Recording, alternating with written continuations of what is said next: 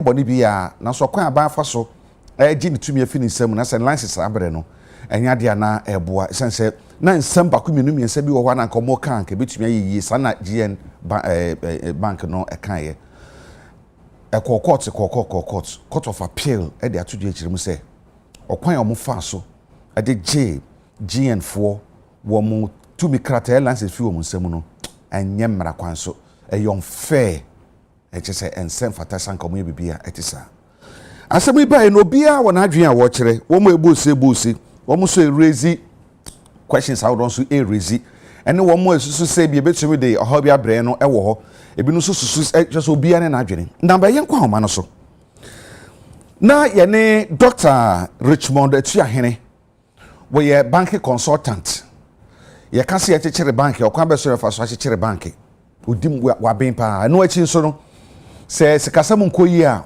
omutumi hu ansapo ansana edu ene okwan betuma fa so atoto sikasam no eno so ohunim de pa body ne mera che na no pay ye da na se papa doc no pay ye da wase pi e mo ache no wo mere meje so chiawo tiefo wo munyina so eje so e na no pay doc yanhwe efibre a ensam court no menim se wadi akire a bepim the final appeal court ruling ya eba ye no. In your opinion as a banking consultant no processes na efa mu bedu sabre no wo ne sai Agya Kwabena mchao da wase so mama kwanya se ni nsechi mu ya mano Agya Kwabena eso maybe a esese ye tena sibusa ye so ye mayen ene ye anase ye pesi ye ene ye pesi ye yenti ameka sane se enema mi bi esi oman over the last 10 years na ensunsun so no ebi ne de wo ka ho asemi na nsa meko ho ma me ma oni ma bi edu bia akoso the last 10 years wo hwemu ya na to me bia yenti asie ye di kan banking sector cleanup or financial sector cleanup which I'm told cost about 25 to 30 billion.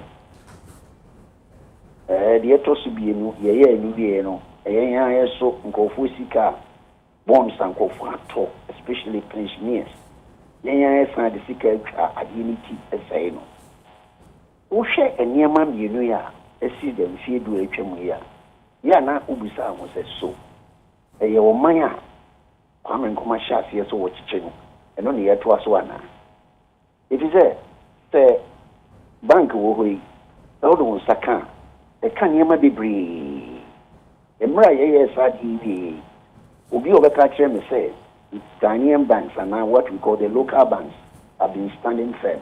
It is not true. The omko chichire na no kra the omtitin ba ku bia wo bodin amen pese me bodin omo chichire no anso consolidated bank no we dey me bodin una wo kan wasem yo that bank no na ho dey nkura susa if you say niema ekoso no enkoye ekwan bi wo ho a eduru mra bi ni ye bibia esese ebusa ye ho se so niema ye edema oman na akonani ma na ase de oman be kwachiri intimate sa case say akọ court akọ supreme akọ high court akọ supreme na no yanko dan sorry appeal court say o hwe nsem na ewo mu na entweyi and brofo yusu ye no so brofo na no ye den wo say unfair and unreasonable na so broni ka che wo say unfair and unreasonable make you say eni be bi wo hwa na esenka wo mo hwe eye ena wanhwe ena wo bu no ene wo se bi bo se ebi bo nyenye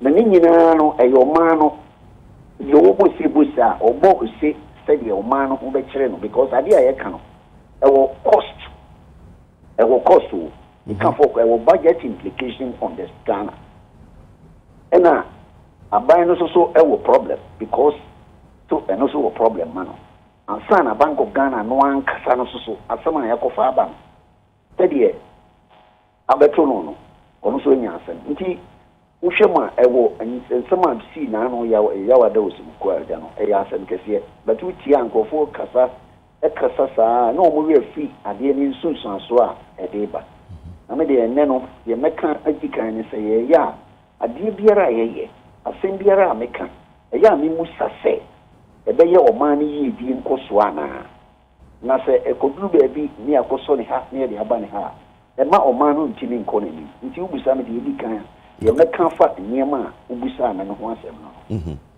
yahwe brof kasa mi no account say unfair and unreasonable na che say entwa yie na to say seb de tun senia so a sabi opani anim ne say nyansa bi ahye da anim saa ani gine si a yesiye e de fa saa ahihye hu no wo se ebetumi di ohaw abreyen ohaw ben a ohaw e di kan the you would be license mana and yes all the man and oko with the license mana and yes all the man and oko as I say so obroni free be restitution make me add the nabijina the no jina and sana afem noba and no damages and cost make me the nabijina baby and papa kwesi jina and sana ye guno na so what person would be jina ji jina no Obroni a lawyer for no because your friend restitution. The problem is say, I just say, oh, she can be or what, as I said, or the born of so the movie. If we send Kawan Kwa, it be a it may Kaidasujinas. In Pina make a say, yeah, able say, yeah, yes, a one implication be praised. The amount of was in Judia, who can unreasonable and unfair. Said in previous Bank of Ghana no Minister of Finance and the government there. And I mean Agya Kwabena so akoye adwuma contract ye nyina yeti it will maybe 7.6 billion. It will maybe 2.2 billion. And also senka mo betwen ama the contract no contract na amaye no etu ama me a me bank no nimbe gina. This a deposit na nyaye no. Na wo my account mu na me koye nti me deposit ni eni the capital adequacy ni ho. But somewhere no obi ya na AMC free say Bank of Ghana gina baby and our bank gina baby. The Minister of Finance and now you can't say recapitalize. A Minister of Finance never recapitalize the Bank of Ghana. It is a who ye believe in soon sans one a Minister of Finance. And only the financial cost now they can't want them. Then you see the own castle the license amano or uncle Debbie. The Freddy be damages. I say so at the mano any compensation. Said the Bayer waiting a restitution, so waiting as far as movie one. This is Sanya Mana, a say, and who shall Simon become, and then he became. It is a advocacy, and yet, as Sama, as I say, Ghana for Futunake game. It can't be our best one. A one Susan so a woman also. Macan financial, Macan budgetary implication. Yes, I will. Yes, I will legal and regulatory implications. They say, there will be the Bank of Ghana deal Kuma or your regulator and law nature say Bank of Ghana Act nature say or one the ultimate authority or can be here or your infant think or your CID or can be will be can be. But they say what can be I will be at me a court I could catch any say you kind 1 year. And no, when you friends say it undermines the credibility of the central bank. A senka a no dinner your friend or dinner nanka or dinner who can't somehow who shall law no more who shall Bank of Ghana Act to refugee act no the 32002 ban who shall come the year in 2016 and then but so bit in court no say when to be 1 year it was serious credibility issue at say who kasa ya na woni mi ahoka ni papi nhwe institutional credibility very very important you to be you probably be regulation ni say one na wo hwe niam ni nyina so but say no so wo who can say capital adequacy obi timi court ka say me capital adequacy we need to let us wa ho odin a wo de hwe so no e confirm who can singly obligor. You don't do 10% or 25% above a group of companies or quarter. One real now, I'm not good. It meaning, I said, no, and yet politics. Now, the home grade one may can't show you when you say. Sadly, see, you query a dear point, Ama, some young crophobia. Almost of me say, did you me?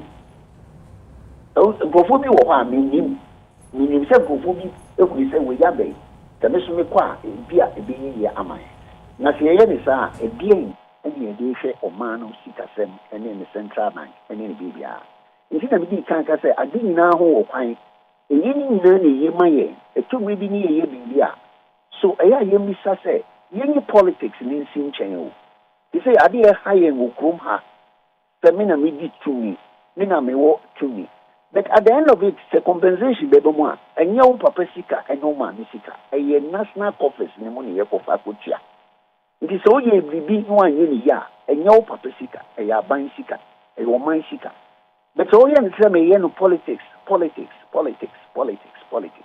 sɛsi a me ne wo kasa yi Ghana Bank sɛ wo kurom ha no sɛ 23 o sesɛn no yɛdeɛ bɛyɛ nson sɛ mmɔnkron ɛwɔ mu bɛɛ mmienu bi ne mmiɛnsa bi na ɛyɛ yɛaka nyinaa konkɔn hɔ since yɛkɔfa saa de no ma yɛante yɛbo ase yɛnhwehwɛ mu ɛnhunu deɛ ɛbɛyɛ no nti wie a wider implication no koraa ne yɛbɔ mpaeɛ sɛ obi so nkɔfa n'asɛm nkɔka ho bie because of the one asɛm nkɔka ho bie ma ɔno akɔ a wɔdi bɛm no wɔanhwɛ obi so kɔ a ɔbɛdi bɛm na kyerɛ sɛ da biara ne yɛde yɛ central bank ayɛ political football and that is where I find it quite sad that whatever we were doing, we need to have studied it very well and look at the implications for the generations to come. Nti ubusamia, nsɛm no kakra wo bi wo bebree so pɛsɛ yɛ to aso yɛ to aso yɛ hu hia pa sɛ yɛtumi nyɛ kyerɛkyerɛ mu edi mu sɛ deɛ bɛyɛ yɛbɛtumi hu sɛ de si kɔ wo ka bibi sɛ deɛ ade na akɔkɔyɛ no ɛde ɔhaw credibility issue ɛbrɛ Bank of Ghana ɛna afei nso no ɛbɛsan kora the legal implications bi nso aba ɛne nneɛma ahodoɔ ɛkeka aka ho yɛhwɛ sɛ ɛkɔ GM Bank kyerɛ sɛ ɔkwan ɔmo fa ɔman ne de ne ka nti sɛ ɔman ne tua ne sika ma na ɔnyɛ de ɔno no bɛka sɛ bɛde dwetiri no wɔ fam ɛna ɔman no ɛntua ne sika ama no ɛna ɔman kora na ɛde ne ka no san gye ne license fi ne nsam nti ne sɛ appeal court no ka sɛ ɛyɛ unfair and unreasonable a wɔndi ka sɛ full report na ba saa aborɔfo wɔ ni nigiri sɛ egyina ne ewu kan so pɛpɛɛpɛ ebi sɛ wei de meka mpo sɛ nka sɛ bi o previous and your banking your friend be right of settle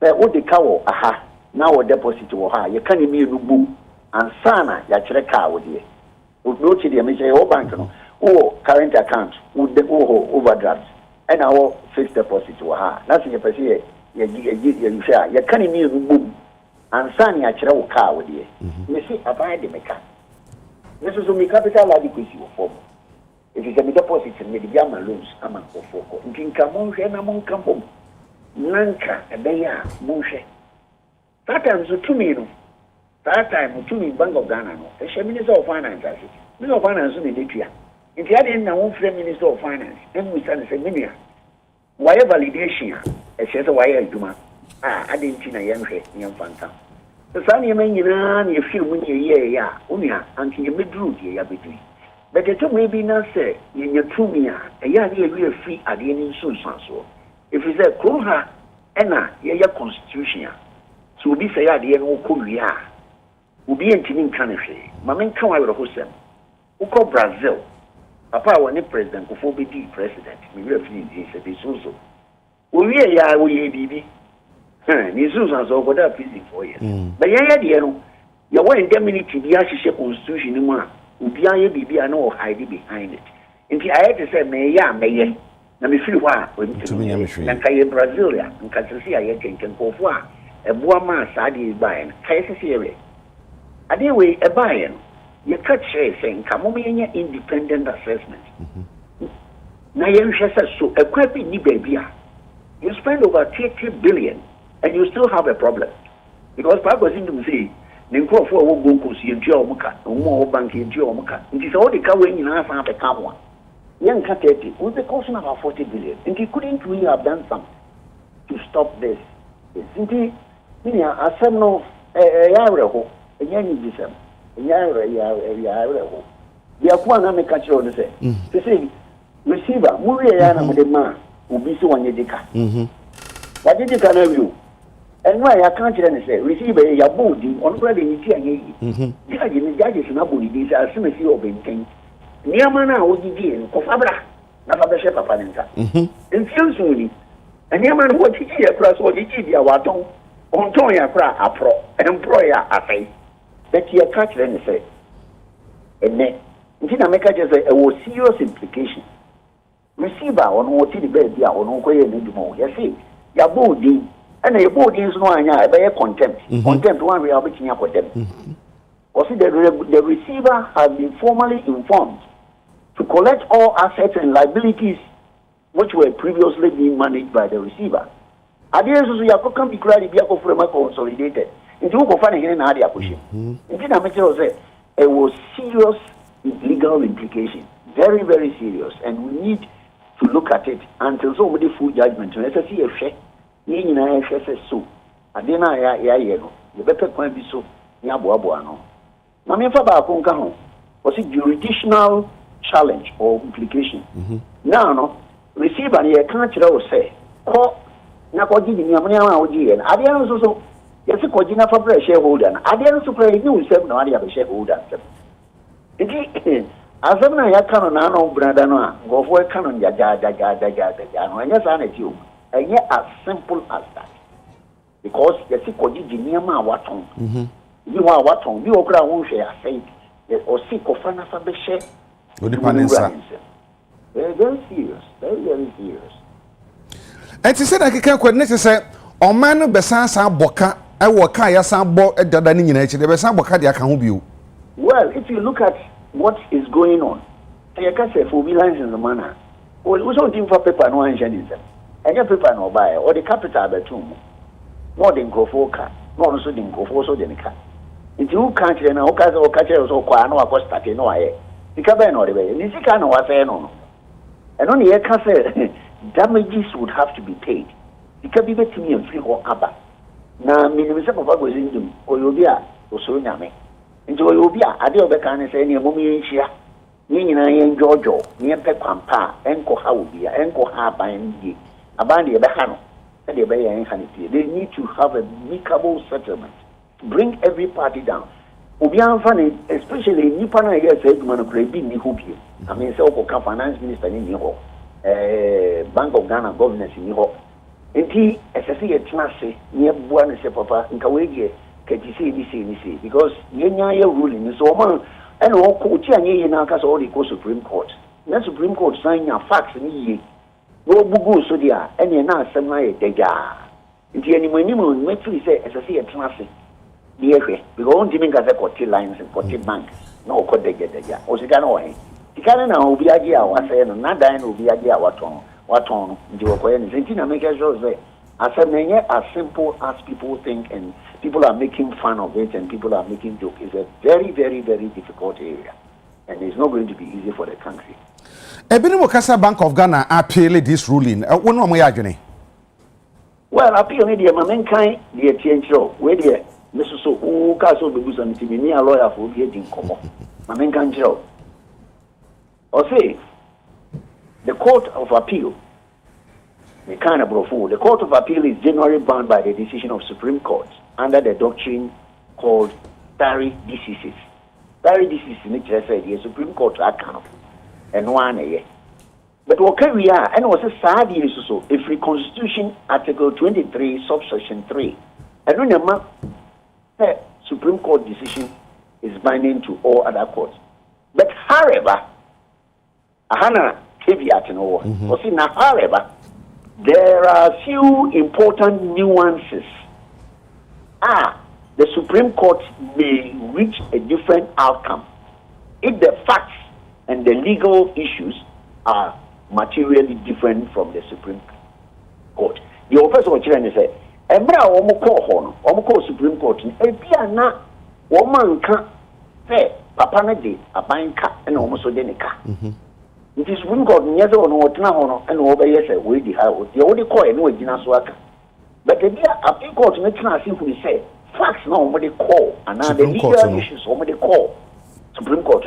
It is materially different. It is all the who are office or appeal. As I say, who call Supreme Court. As I say, who we say, the India who appeal some appeal court kind, the can or Supreme Court. Now the Supreme Court of Candy or kind say by one by Candy as a can. Near Bugu so they are not some other. And in Nicono, will be open Nicono, and so you know whom you bring me and son. the lawyers now call first. No. So my opinion, nuances. These nuances were not. You didn't tell us about this. And it be so. Who can one out to me? Who can call this? And our Supreme Court is what transfer him into that you must be certain sure. Say facts now what they call on. You boomer on. Facts no. And no na appeal court. And see, a quantity when him or see quantity when him, but I didn't know who can eating in any. What you all the quacks, we said, you what kind of first, because government debt you can, or say, friend, government receivables. Papa goes into friend of government receivables. If you are and one side sovereignty on this car, on Timmy Pianica and your boom. And also, I transfer who say, the cocaine, into where a unanimous or appeal court. It is a coin in India, or when you have a fast Marco, and San yes, or my decline in tea. The facts were different. The issues were possibly different.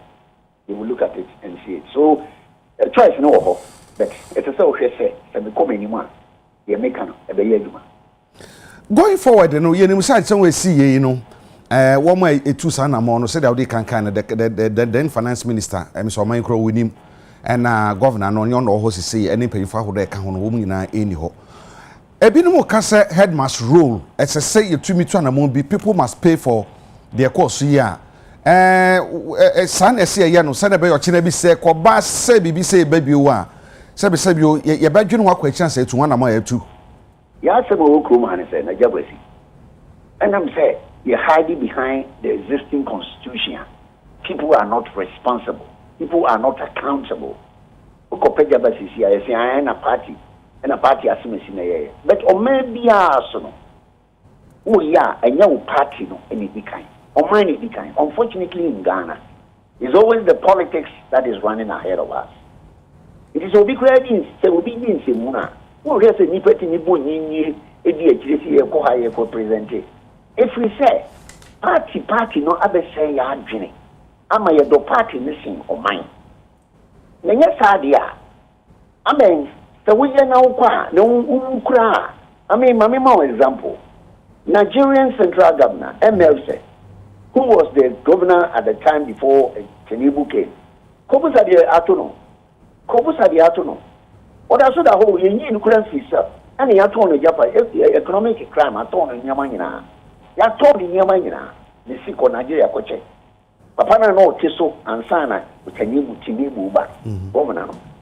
I told in Yamana. If it's a new maybe obey here, then yes, and ye. But I have to see our copejaba. Nigeria voting here. Begin is over here. Oh, yeah, and you better sata. Into your per se, ya. As I see a transitional constitution in you.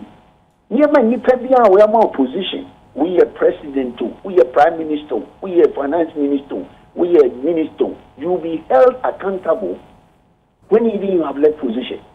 When you have gone. So that who be them who be who say ya be koyi na se be tumi na mabo akokora se de bi ya me ye dem akokor enam se bradi ani ho sa we be so mu na wa say no no ko we be so mu na wa so ko campaign na ye politics but ye we free say o mani ni ho politics ni ho o man bia o mani no politics no democracy doesn't thrive on a rhythm a tribe wo ni pem but ye democracy no aye bibi to say politics you know parties na ye say bibia because crop anyhow. And I've told you, go to Nigeria and check. The governor, go and see what has happened to him. But hey, no, as some of you okay, you see Dr. Tia here, or Kasasa. Oh, Kasasa, see a few man who ye bibia, Musa. Na so ba ko kura na o tifi kura tifi be chewa onye. But then I'm saying ya ni pano, o opportunity ni o di pension, fine pension. Fine pension ke si ni o di. O san o police escort no da ho. Ndi Kwabena you be ya media master nyina ne se constitution na papa ko si prempe ko hwe minim so hwe sa ne me nyina minim for what I have seen because I was also invited there to give my views. Nti minim se o hwe ne yenhwe ne yenyintum the referendum ye be ya yenyintum ne yensesa ta power bia ati say power ne unlimited nyame nko na all powerful God, but some people have become all powerful in Ghana, all powerful, too powerful. And a basa, or ya, or minimum. I say, well, come out if you now can, or still pursue a dinkum. Debbie, or birdie be kind. ansana moba ansana yeba nti si yeba ni bibia yemusa ye ho say so ye me would this stand a test of time brofo test of time say what you name na wo ye no na say ho asem ba wo betnya ko tsende nti ye nti we buka so che o de wo mo kwa ye bibi wo kroma me hwe ne ekoso wo television so na ye nkrofo di ekire kura na mbisa mpo say na nkrofo ekura die na haye because o man no say that nkrofo protecting nkrofo nti na me that's what they beja kwamo akọ ade tibia wom sese could have been avoided. You say at the model we are waiting and yet say doctors who call operation I show we ni fi say pa and be ade na nya ba ko e ba e no sa ta me ba e me say me kan dia but the chere when your facts ni we are and who say ade na wo mo ye no either they didn't think through thoroughly because about a macacho, since I hear Sadi, and part of your bank is here work from her, and private banks being with the account. Yakan in Uncle, Yakan in Uncle. Say, you know, probably near Passy by side Ghana, local banks in Timinian. Say, a new being normally quiet gat, what a Ghana amalgamated. Oma will be 243 million. Now charging the interest compounded rate of 19.1. DBP would drop over from 19.1 to 7.1. And people did it. And those banks are canon. Want to be a new Masa, Omo Grant. This is what can get it. Oh, Bo Bibusia. They can't, you the clean up paper. I mean, fine on top. And my chop paper, the name is here. More yet bank, move so bank as me. What's the member of Bosia? Now they are so what's name. What's the 19.1%? Per annum compounded. Though, together, a fibia you the cut 243, near Bukan 1 300, near Buka 90. And then, I'm a bank nebu. I didn't know me. I stood up and told them, Sir, Upeso Guana, and the bank can be a quasi government banks because a bank got no, a better also as shareholders, but in the private sector, the person here and your government sector. Let me make it clear to all your listeners and viewers. Public sector ain't mean support to economy in job creation matter. A private sector and a year buying a cost. Intimia a crown one a bit in your first. That is a become one sem short paper. The same short paper chromes idea when you big bank. Minia, yet yabre. Near see, I know when you will be crowned on course school that on your own course school that will yet to make you a class that could have PhD. But on China banking, who said is here no sin, I don't know where you. And next, who can we clean up? Kobusa got me more banking in me. And yes, I want to go for the Picapo Ubusika. Bank and I can go on to say here, when you're chacha. Then I buy and so none coming expect to say. And you see a base structure, Sarah Bank in here because it was two good banks, domestic bank in Ghana. And then I'm a concord. And Jimmy. Abia alternative ubusa doctors are on which ufaha ebe modeling your friend be modeling modeling get we share na ye yare di we abesha but who fi say who close wa bi say wo di oni nyansan say obia ka bia wo mfa yenti obia no afa wo wia wo akope be bia tena yesunsun aso na ba ye so dia ben abeye oman a papa wa bande ani opani a otisu nei asem if we say ekwan bia so na breso na aba na the oye no so agedwo no wada enti se nkemra wo ha ani ye chew na edo abegina court mu gina megina fa na wo gina fa next time wo ye bibia onye nsa Dr. Richmond etua hene no peda wasipi no womre ni amesimi do ase Agya Kwabena da ushira won so da se papa Dr. Richmond etua hene aye banking consultant na ye din komo fa ruling na ekoso na wotwi ya mu ya pay cost GN bank and I say GN say micro savings and loans say micro one say one no ye dey yen sign emfa ne ma no na asaba kon ka mu say receiver no enhwe say niema ye GN bank ajapade a ono receiver na age aton nyina no onko sa na de emfa mre no wo kofa we he ya say misa eti yen fa sie ne atwa hu tia wa ye ba mabedwafo e krado madam mo di na fi ahye se di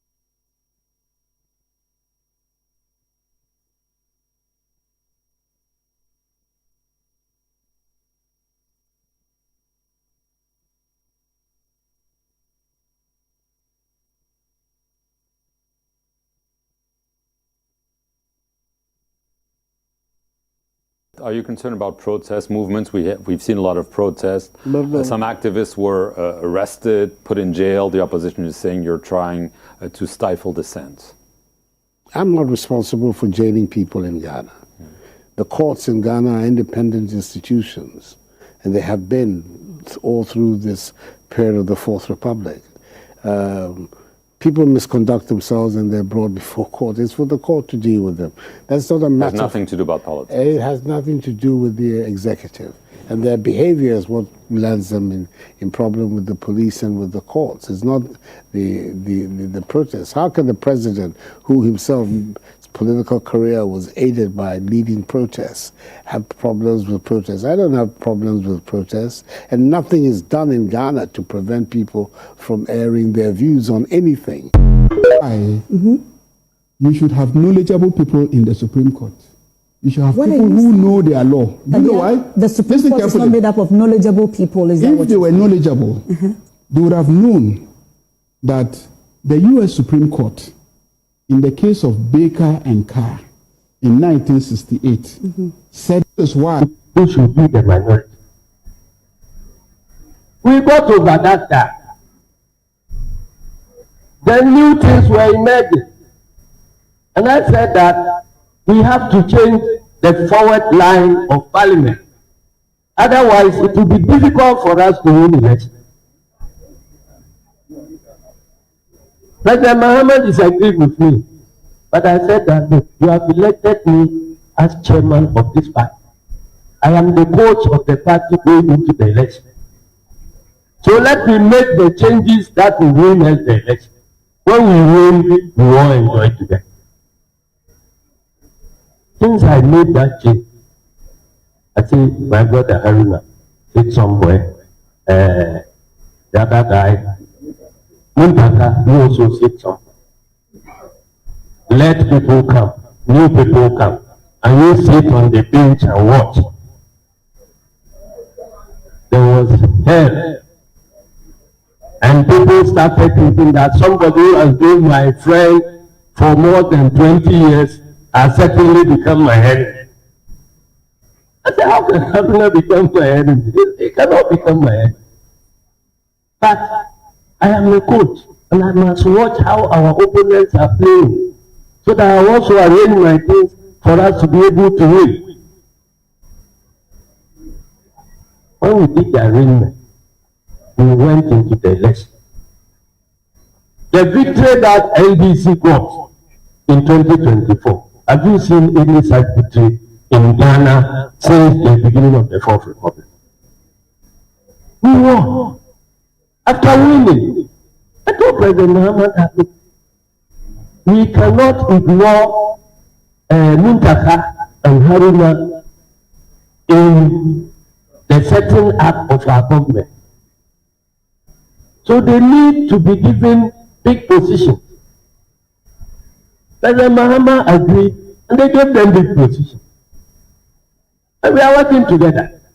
So if you are in Tamale, and you are forming groups, Haruna group, Asedun Katia group, and so on, it is not our case. It is your case in Tamale here. It's not us. Because we are working together. And so, Chief, I just came to thank you and to assure an enduring legacy was to have this Boale College of Education established in this area. And I recall when President came for his thank you tour, not the other thank you tour, the proper thank you tour of President Mahama. Proper thank you tour of President Mahama as President Flag Bearer. What cannot be said, but we can say it. A proper thank you of President Mahama. Not the curtain raiser one. Not the curtain raiser one. When President Mahama came for his thank you, he assured the people of Tinga, thanks to your MP, that they will get a dedicated STEM school. We will be there shortly. That school, when you start from kindergarten, you will see your end at senior high school in the same building.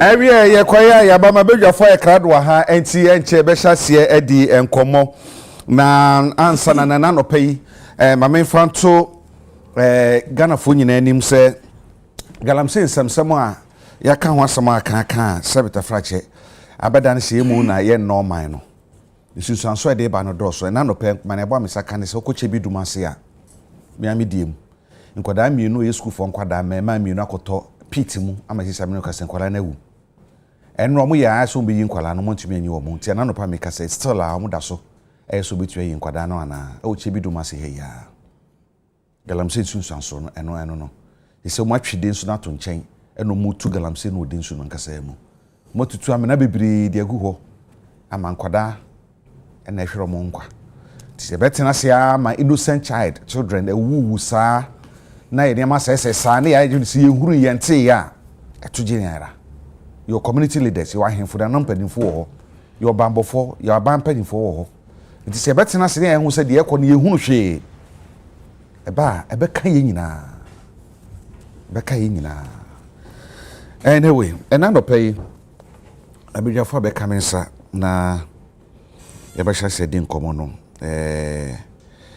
menifa so pɛ ɛyɛ set Twumasi ɛyɛ sikasɛm mu nimdefoɔ na ɔsan yɛ kuani okukufu ɔsan so ɛyɛ businessman na ɔsan yɛ consultant nso ka ho na adwuma deɛ bebree na de kuro din ɛyɛ Fawo Kabra wo de ba obetua set akwaba bia woko nyamiado de radiase bibenku nso ɛyɛ kwasi kwaten o lawyer ni nkane asoya na ehwe homasua ho nsɛm so na ɔyɛ bedwom kasamafo ɔka MPP communication team no ho I don't know say this time around we contest ɛwɔ ne constituency but I think say kwasi beko kwasi anamboa eva nse ento abanye 2028 nse bia oboaboa mo se say ndi ndu 2028 za decision bete by the way the way edru ni de ebudi no so edru wa 2028 say urade my ahoden de na se bia kwanya eba de ho na be decide say de akwanya no 2028 to decide the precaution even in baby the favor na men so ya tutu susu you know 2028 we say no Kwasi bibia boko already adom we so so ye adom boko afedi oto akwasi so divine nkroma director of operations at the PPP amayuku no PPP amayuku no covered by Frank Atufo and Dr. Papa Kwasi Indum divine nkroma so a businessman ono kriyan so entrepreneur osanso chilling papa ana me chilling papa ni film bibia boko divine na me ado bibia boko yes the fugu na efe papa na me ka ho asem o hwe se do mo se design no na ya pam asem pam we hand weaving the any be am machine pam the any different cra ena de otoa no so o twa so honorable Fuseni Donko nkane na oye abankrachi edema manfo a ewo sechere Afran place sansisi amika say de oye Deputy Director General Finance and Administration ewo National Service Authority ono so ekuani saa ono ko yemmoa san yen yi nsumnam kraka ho na nua kwaye mu so de waben wo nti no onam kwaye mu dua bia din nua no so hu na mu se Donko Fuseni na eba ono matina che ya di kita what ara bo bia boko Agya Kwabena wan fa na ntwie de na na ntwie na san kamere beka na sa tati na do so do ubo na ntwie pe sampan ve sorry ai sampan ba ke police ai se bibia boko Yesu adom Agya Kwabena me de radias de na so ache sa ma body ma fa we ntwam ansa na ya toa edwumadi na sa edwumadi na ase kra enen na wotwe eye na memene ne na wotwe na lawyer Sami Jamfi na se bema ani pa bonifo bi ne dom no ye gya ne kwan okuma ase ene na wotwe pepepe na hihye no kire se womo ebededa no wo no ani fie wo hwim na ɔma pɛ ne korabrɛ ewia abusua na adɔfo nyina bɛ kɔhyia ɛwɔ bibia yedi ne na wɔtwe da no ɛwɔ Kumase officers mess hɔ na Rich Park hɔ officers mess na yanom sikasa which will be and then na wɔtwe pɛpɛpɛ na fe kwasi adan so no ɔmokɔ na siesom ewie a ɔmasa betena se ɛwɔ Rich Park hɔ na wɔn ɛde yi na akɔ na wie korakora nti ayi ne sɛ deɛ busua na dɔfo nyina bɛkɔ na yakɔkɔ boa na samia kugya na ase kwan nti so nyina yɛbɛkɔ ma memfa sa nkwa na busua ne nyina ahyɛ den pa ɛma ne mma ne busua ne nyina ahyɛ den na saa na akɔkɔba abasa yɛmɔ police for abaso nso so motumi akɔkɔ kyerɛ nipa bɔnfo a isusu sɛ ɔmo no mukum ɔhema na ɛwɔ I think no yeah why you for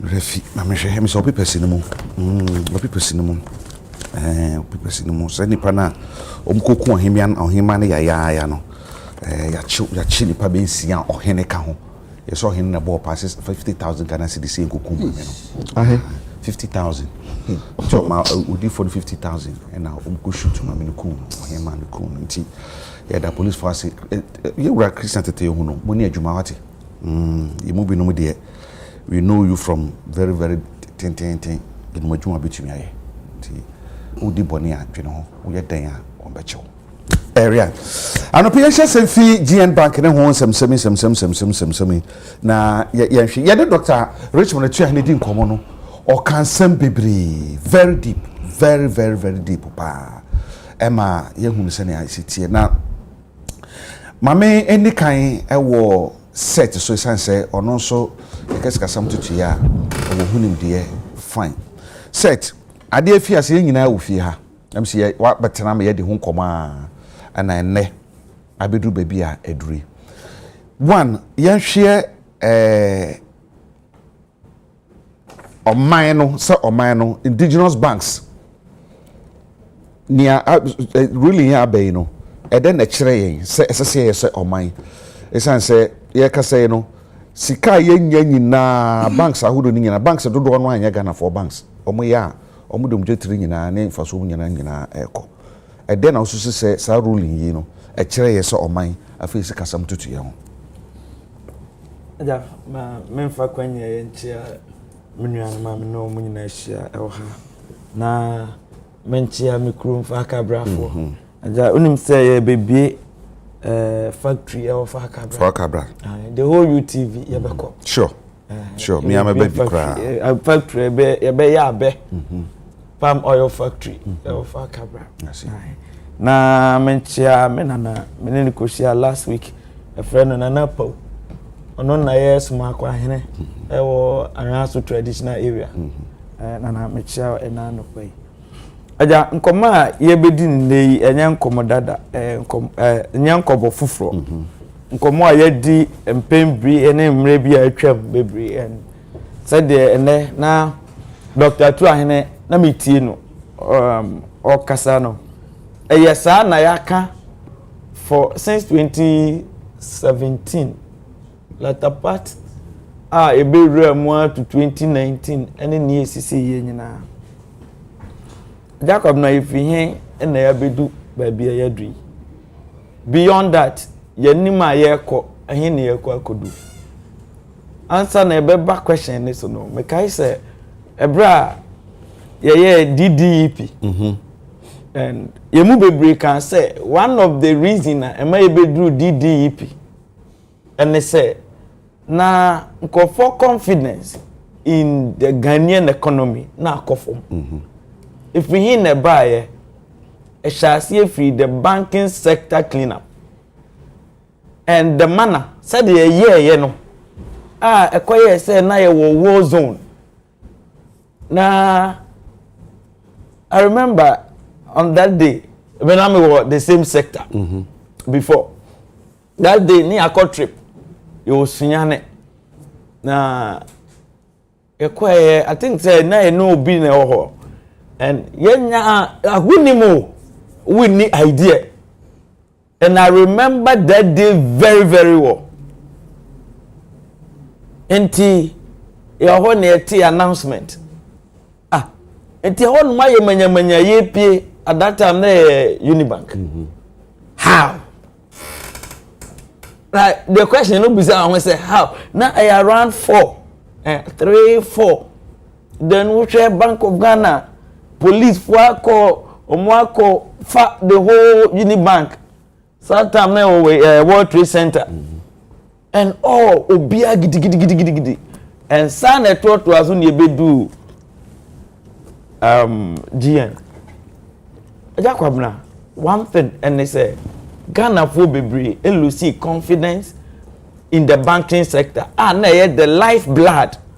And no na ye moja for the economy. And yet just a confidence in the banking sector. But the man na ye no. Na nipa bebre including myself. Edwin say na ye bet me nya better form. E kwan papa e bet me di aye ni yie. Ama empo se banks ni bi as I say ye gi free on sem a ya gi free on sem ya mfa so. Number 2.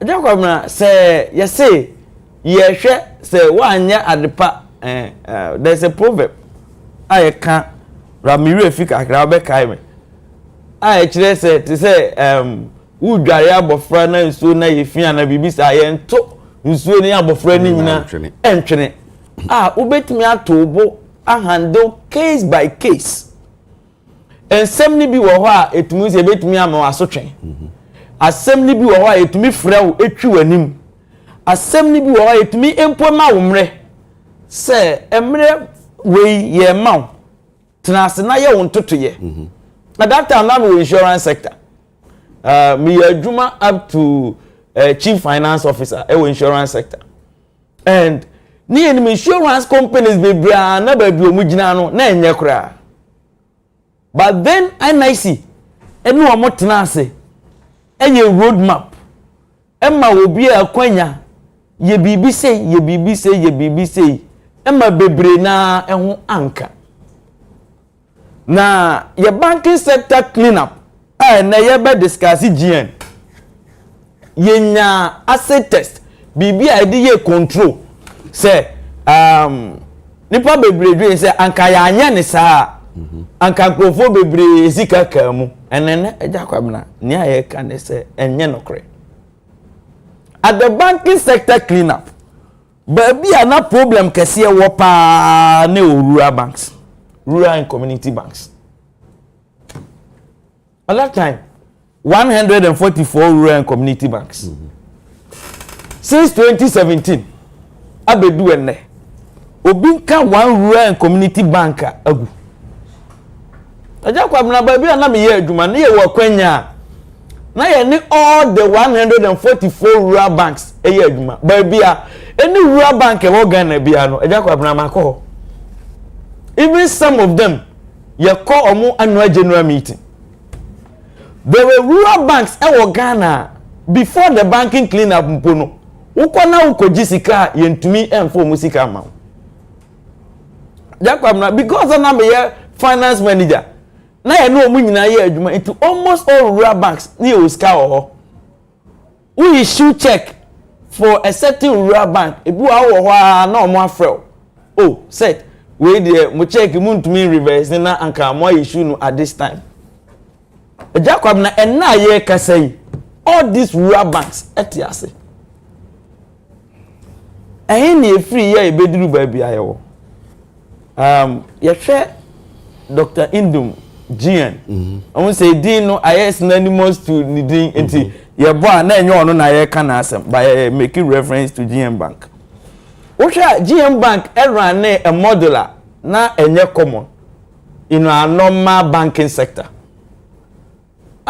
baby a wo be ko bi ebu a wo na village bi no wo ko GN Bank office na esi ho beyond the GN Bank office na esi ho no there were other activities na omoye bu a wo she GN Bank omu insurance say they were doing the insurance role kakra at a certain table like the bank assurance omoye we hear not only the depositors and employment most of the rural banks no money GN and a kind of relationship but bia na a normal bank bia M-Pesa obeko GM bank the financial literacy empo World Bank any other financial institution ebo the role no woko grounds that GN was performing their role and people including myself na a dream say at the GN issue na all kano na bibi wo ho a anka ebetimi ahwemu ana na ya savage situation no yenko wura baabi ana yeko eno nkyere se GM bank wanya ade ana ni nyina eye ya nneoma bi wo ho a na entoyie na etiamra nanso nanka yebetimi ahwe asolve wo na kwan so and because say enya ye dia as Ghanaian owned bank no any the role GM bank na all performing tino nanka yebetimi aso na sene e wo na kwan bi so and Agya Kwabena wo hwe Dr. Indum up to a nimpo no onye obi a oye sabi obi pia keke minya kwanya eko Liberia ebra na ye boa Liberia ewo mo tax informal taxation na me ka team eko Liberia yehu GN Dr. Indum banka ewo Liberia tama opeke bank na banka aguawie now hear the performance of the bank na ewo Liberia at that same time you know and I know more good bank ewo Ghana then uhwe ni nimdie uhwe ni nipasu uhwe sednia na hofa ene ni nimdie kwa yebisa se entigen se enne yetonsa efre pa kwasi ndum ene the management of GN kase ye no omontena se yenye a roadmap way and awafo wo hwe the nyinaso Bank of Ghana ginaso a revoke GN license it was common to all other most of the banks you can't say the corporate governance na onye ni ye indeed but woman kwaya obetimi handle rural banks oka the banking sector but be a corporate governance na the worst way rural banks oka issue of say be a first carefully e dey akoto a uko Apex Bank na ukobisa most of the rural banks okaya how were rural banks form Agya Kwabena ebi amenu mienu ha na yefifa okabra bibi kakra we yensam yetumi kabom na ya fra afufura beka ye ho na yemie fa kabra rural and community banks enti bank no eye oman no anase kroni de ade nanso menu mienu ene yeta akiri pa enti yenwuma yeye bia no se yekwani yekogi sika afri bank ne ho aba abeya eya na yenya kwanya enya sa sika no enti issue of conflict of interest any related party transaction na very common in rural banks but no rural bank in a collapse here on that base and then yaba bedu ha na yeko indeed it's a big battle GN ebebose nanso enye too easy sa if you say a certain credibility be yaka ho asem so be enempo GN operate a obi ewo na adwene mu say mem etna ebeye den because kamia say a little political undertone and also ebam enti say GN begina na so a look as if a certain party has been defeated. Will it be say a revenge say another time that party is about obeka the maminsa nko hwehwe mu bie mu ana in case say Bank of Ghana fail say oba apilia and as we Supreme Court. Number 2, the soft side for GN has been among all the banks now collapse here. Me say GN has been too unique. It might be the only banker obehu ne employees ne adwumayefo omo kabom. Either so omo make press conference ana omo kasa where the passion now omo up to today. Omo confidence enter actually say bank ne omo de more na they are ready to work and make a difference. Where the depositors up to today they are depositors of GN banker. They still welcome say I call mo kwan ko mo bank no ye di ama to me I move on. And baby ejina we 23 banks aka. Me see beba run be my discussion 23 banks aka. Ghanaian banks dodo saying. Adenti and normally the first quarter into the second quarter dollar ekosoro. I see the call from because either banks manufacturing companies they are foreign no afeno so omo prepare omo financial statement we are emfaso omo nya no ete say omo de ko omo krom say GN as a Ghanaian bank tell me ubi say no emfaso bi obenya bia no Rebecca here etna Ghana yehwe bibi the cost involved was sansi show their men no Dr. Twahene kasa no what can damages and compensations say you betumi say it because one for campus because say it's unreasonable or unfair nti okwa fa so de jade na nya de a enam ne kwan so o just say one yan kwa chiri na wotu sa na moniti no ese mpata sekatumi bade na sefo are you ready you ahwade se betumi bi etisa 2 minutes na me ko nuan mo so Kwabena baby a yegina se oman no yesika sem yeni sikasa nanso se bank ema order me dey me lawyer ni me no pani wo ha obe make comment se bank ma order me njin this sorry court ma order me njin this wo ho kwanya se meye anase menye but unfortunately ade nu so ni ho me ha me nama me hu aye me ya ne se most of these banks including one of them my Ojolo enye GN one of the man na the office Ojolo we dan come on we see ho and when you know fu ayabasa and all that me ko bibie ni GN bank wo bibie ni glass ne kra abobo na wo hwe mu a laptops sorry computers ene me mani nyina sisimu asay o no mani sisimu asay and for obi aho ena menim eyambisa se eyetrimoden ana se abro ana oman na yempe ni ye medase mami ko kwesi so kwesi sa semu mu abre so ena sa hyehyɛ yi ekokoba e be so anka se sa abre no ena sa ginesie no ekɔ na wie finally na sabakwa na sa abre gina so de ka and I said the then government can say the cleanup exercise was necessary to save depositors or more investments or my year sa ginesie any anamontuo no truly a save depositors ampa na fehwe ruling ya akokobe say unfair and unreasonable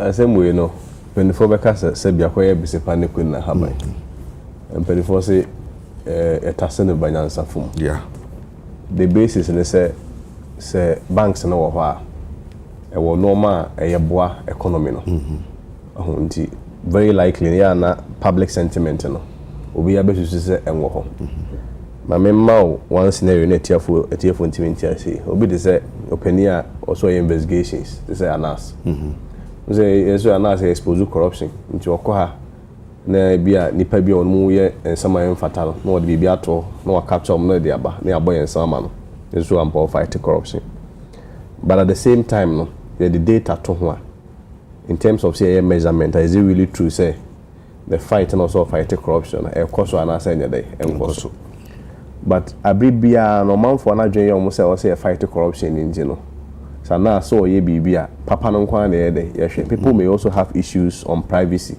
and comfortable who so kwan of so ye kwa entrapment into money nya dey enya but you are likely to get majority of the people because opinion anas dey e kwan bia corruption or fighting ye nya ye dey ye entaneti is a similar narrative that we can also and to a bit my day ayenwa You see, when the banks are there, they create jobs.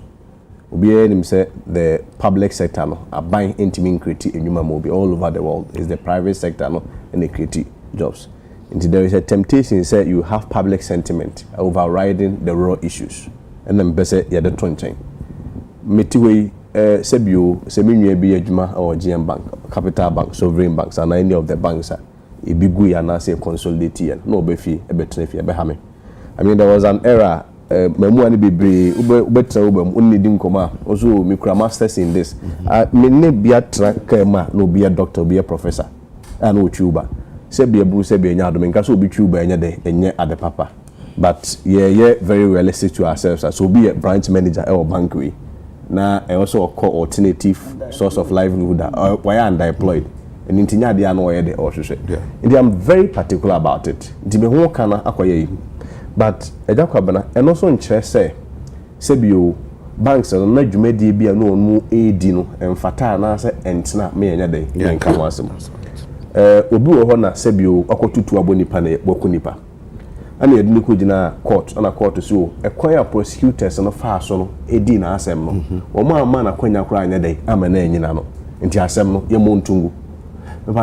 It is completely different from saying on the day. So we should try to balance the issues. I'm banking expert. I'm not a financial person. So I try to understand the basis in tier banks maybe or more then, especially with GN. But I remember one scenario.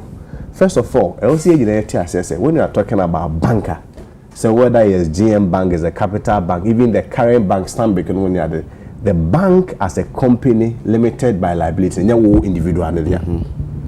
Bank run a bank running in a deposited sika and the run a bank. The regulator, which is Bank of Ghana and the government of the day, one more said idea said there so we say on make sure say to train guidelines on what they are told in our way they would do so. Until a banker, me now just few some of the banks they did.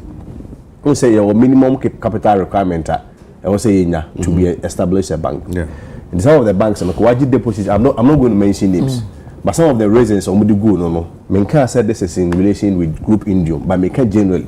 Some of the banks or deposits sika nyina, who sika me sika penny sika, me honorable ne divine money sika no. Waje no. Na or the amount loan. Loan no come for some loan. Loan no say more threshold or woman loan. Ntibu ha just say na board approval. Ubehwe na board members no, ana ma create company. Maybe ordinary yere anano offer CDI de asho no the abeji loan e be $5 million wonu we are no master board na sa pass resolution declare loan as a bad debt on the basis in tia because ya the amaye ho deposit sika no ya the amaye company the ejuma ya declare a bad debt indirectly na e krono no amaye de o mabo depositors no wonu we are no makoso a Bank of Ghana say oh say company no insolvent o nti e bankruptcy nti come and bail us out. Na Bank of Ghana more muska some of bail out. Of course, they may have their connections in the Bank of Ghana, and the people at Bank of Ghana may blame more.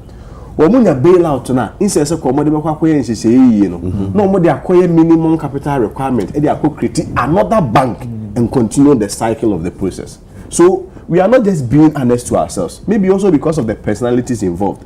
But see, brute to tell her and look into our faces. No crash a lot of them. Friends, irregularities. A lot of them were daylight stealing and robbery using the bank under the umbrella of the bank. And so if you are a government, then you have to take action. But the approach, people have disagreement upon. People feel say, oh, see, I can say good institutions are and then institutions are Ghana the empire forming the money be good. Then I can Ghana be good institutions be. I agree with that school of thought. But that central argument, so you say, the banking sector, no, it thrives on confidence. Or a banking expert, maybe a banking expert. Banking sector, no, you take class, you say bank we, Sikakwe, you want for diggy, and echo. So, banking sector so collapse, automatically the economy has collapsed. So the approach may be different. But in respect of GN Bank, me perceive about who me share some of the reasons are so or say insolvency, let's say.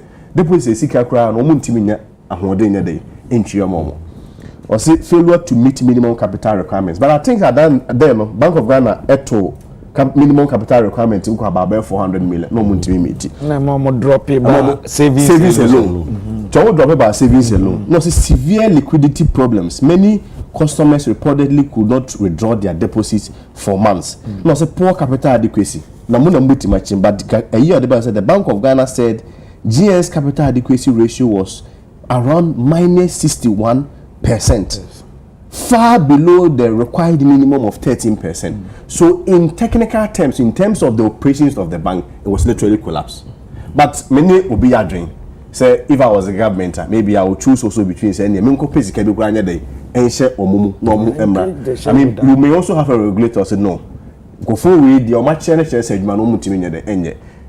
don't let us confuse what the appeals court has said in this context. You see, the fact that appeal court has said, oh, the process I did declare bank unhealthy, unfair and unreasonable, does not necessarily mean say indeed the bank was not unhealthy. These are completely different things. Bank ni be an yare, but the choir far so catch and so on.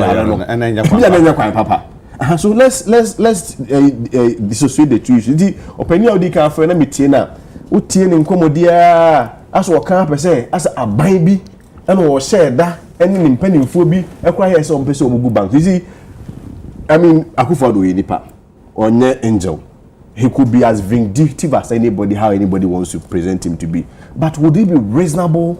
Say, you have a president in the first place, and person will create new manko for because Nkofo need money pressure your book. Now say, may you collapse new existing new to what benefit? So that don't let us also create some nipebi has already on free different planets being so unreasonable. No. On what basis will you have a president say? For Ghana for marketing you man. Me said that media at the end of the day, me go say you many no man for fee, no more before sa 20. It was a choice to select between either looking at the mass depositors. And I think at that time, you can record the figures. They say about 3 million or 3.5 million depositors. I don't know who bet you aka. And depositors who are the whole canon. And then the sika keke will be a business. What the sika yede etoho oduko kwaso okojile wona the sika yede eda nti if we are not protecting 3 million people and 3.5 million depositors, essentially what we are doing is that you are almost collapsing about 3 million capital and for the yede eyo majuma nti mo me but I'm happy saying that there has been omatima court we say initially no more court and a high court and the bank Bank of Ghana yaje and then they've gone to the appeal court and the appeal court said they should restore their licenses. Media ade ebema entuma babia anase nipa nkoso be nyina yesum the sense almost starting kakran but we shouldn't mix the issues and when people are also saying it's a Bank of Ghana and Supreme Court to also go and reverse the decision of the Court of Appeal. I mean, I think holistically we should look at the supreme interest of the state. See, I heard near restore more licenses no necessarily no bit start telling kakran irrespective of all the infractions that are existing in unless of course the finance people understands better. Say still quite be on to go and get a reversal of the Court of Appeals decision. Other than that, I think we should stay here. The question can say we are saving depositors as we speak.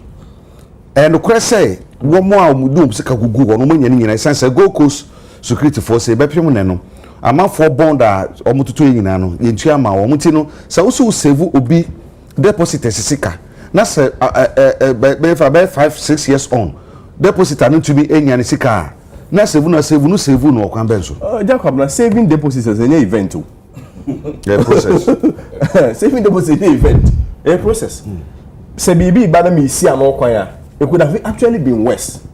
What I say? So that me see me save 3.5 million deposits, sir. Ebi a me year say ya mabe 2.5 million almost 3 million. Omo ho ato omo. But another 500,000. Omo so asem say the yeka. I say mamu omo say nyuma ni omo. And this buy see a complaint so omo ntimi create nyuma. We na the crop. Omo create kakra. De bia afi bia graduates are ba krum. Into create 1 million jobs, sir. The following year, another 2 million graduates are back on. We 2 million, nobody they say Juma day. And they are valid. It's a very valid basis on Mokawansam. I don't just a binding creating you and you can protect depositors, but I don't just say be every single deposit. My mama a boy lawyer in the men's gold. What men's gold they so protected depositors to cry and the choir fast way. Oh, first kind of him, maybe can go from a depositor. Clearly no.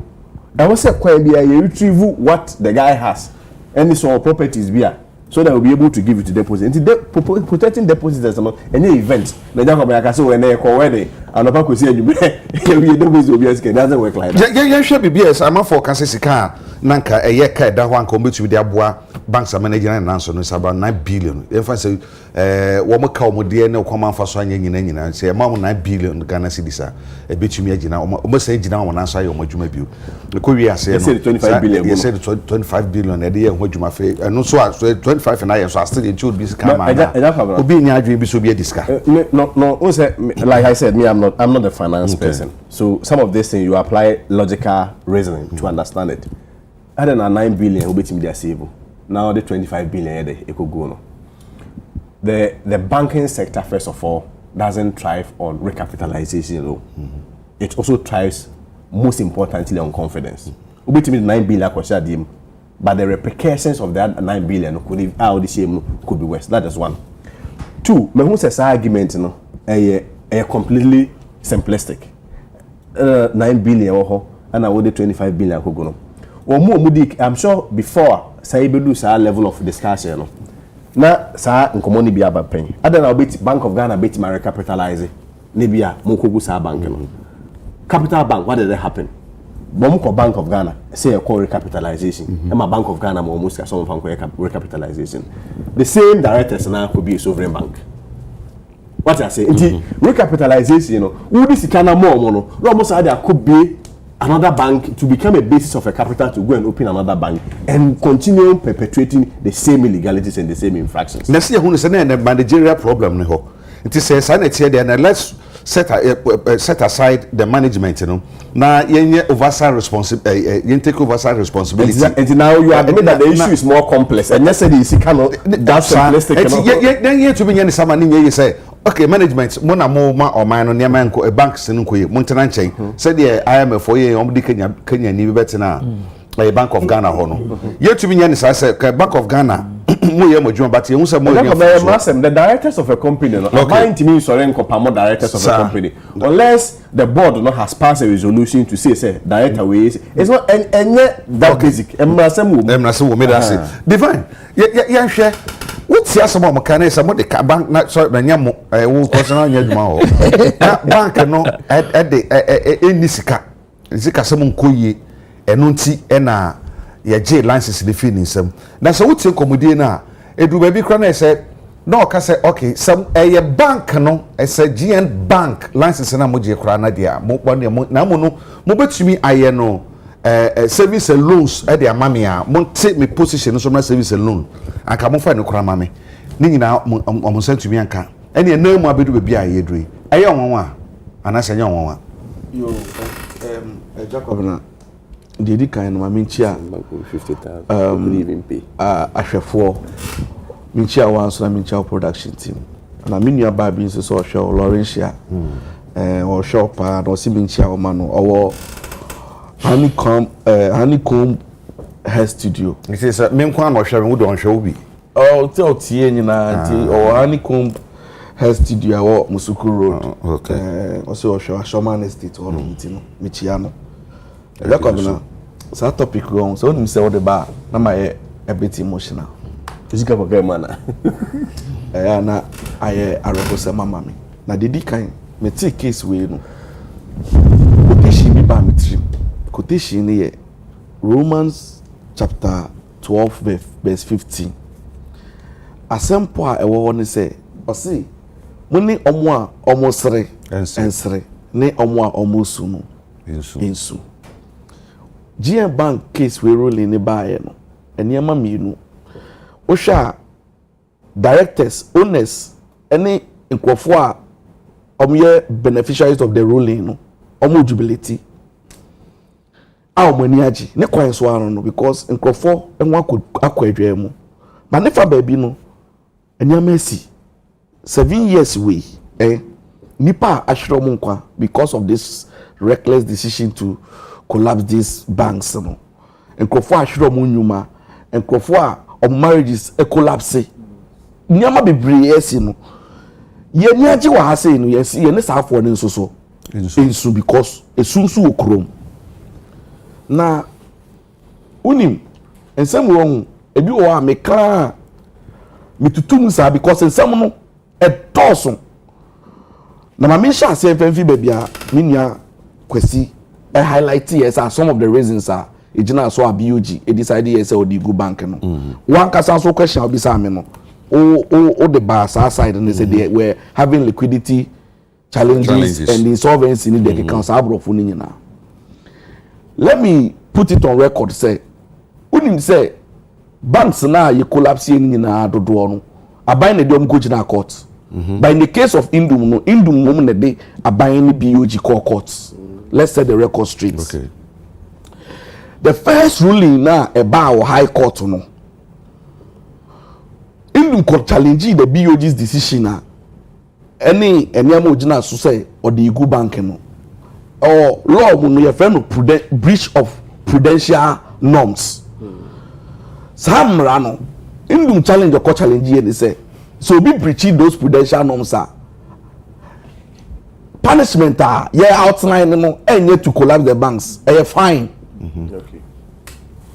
It's a call high court na high court so jide mu say there be BOG ade no ye no onamomra kwan so but yentwi adwin ko bibi hu won say na nka case wo mu nyina no it's supposed to be treated as a criminal case so yeah deposit sika yeah nkrofo sika na nkrofo investment pay de akwasika nkra no na se mutum ko sika ni bi na mo ama san fa be criminal never ho me address those issues time wa high court ma ruling no imagine say sika e won nsem we nyina mu ni ama ruling no say Bank of Ghana de no e na kwan so it indu mu ko fie nkoda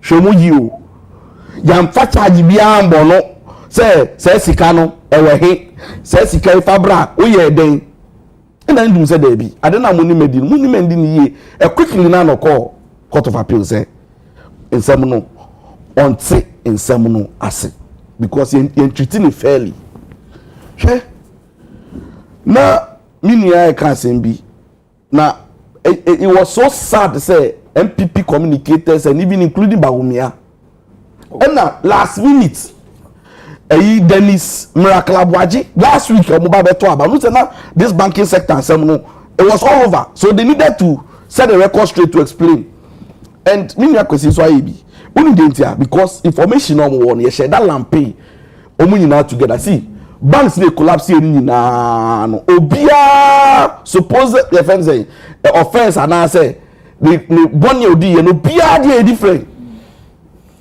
it we are on explanation about Umiana platform or see you they provide liquidity support more normally yes you provide liquidity support at the a year now more divert they cite the event is the capital bank issue no normal lamping all the banks together but when they do that too they are not being fair because that's not the story of even GM banker or no let's set the record straight again time one almost argument doing now no when himself for the almost 15 to 20 years at GM bank operating you know on requested that liquidity support from BOG ever.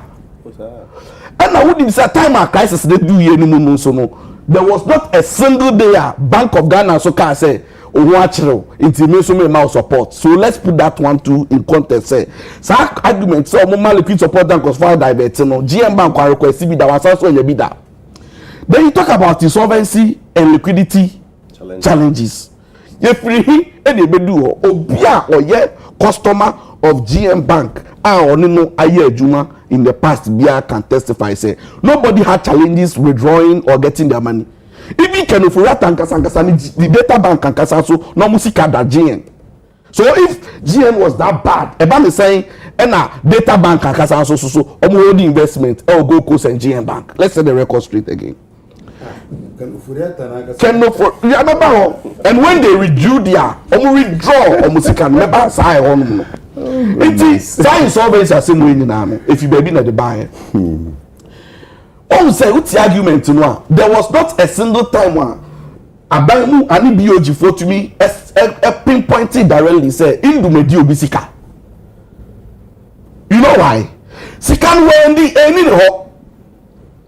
the whole thing in the say and then the reason why any bank will suffer or have any challenge is when there is a run on the bank. You can't say run on the bank. When a name in Ghana for you decide say you could GSK in commercial bank. Ebegu, yeah. You see, even Bank of Ghana no like it is there will be no capital for a. And now, because of the orchestrated scheme to destroy some businesses in it, they started creating unnecessary panic in the system. See, Sika and PDD. Sika and PDD. It almost started creating panic, See how the BOG started causing challenges in the system. How you in windows and invasive ways. One, no more see we are going to collapse certain banks. Theo, imagine, no, I said that some of the banks are in good standing, some of these it will give you a clue to know say no, as for these banks they might have challenges very soon. Now only indum omo ya sade no so a affect bank no. Now indum I fast nationwide to or only customers for the Kana customers for the job seeker. Oba me do akra no. Yes, still we are going to collapse some of these banks. Some of them have not made their minimum capital. It indum one of the minimum capital not is stable. No apply to Bank of Ghana say mo minimum capital requirement asem no. Me to me meet here the mo downgrade me to savings and loans I will manage. Almost yeah, yes, also about savings and loans one. So there was so much pressure on say Sikano Obenya because of Biaba and the Sikano so end up that way. Bank be a new Jew Sika and now bank be a new Jew Sika or see you or bank no and the physically. Don't invest it. Yeah, invested in your interest and even in the interest of the economy. They happy and they say, and now me look I say, do you know the claims GN is making?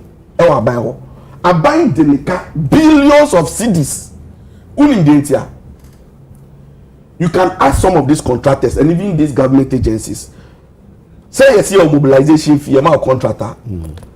Most of these contractors they are not able to raise their money on their own for mobilization. For mobilization, it's you have only contracts.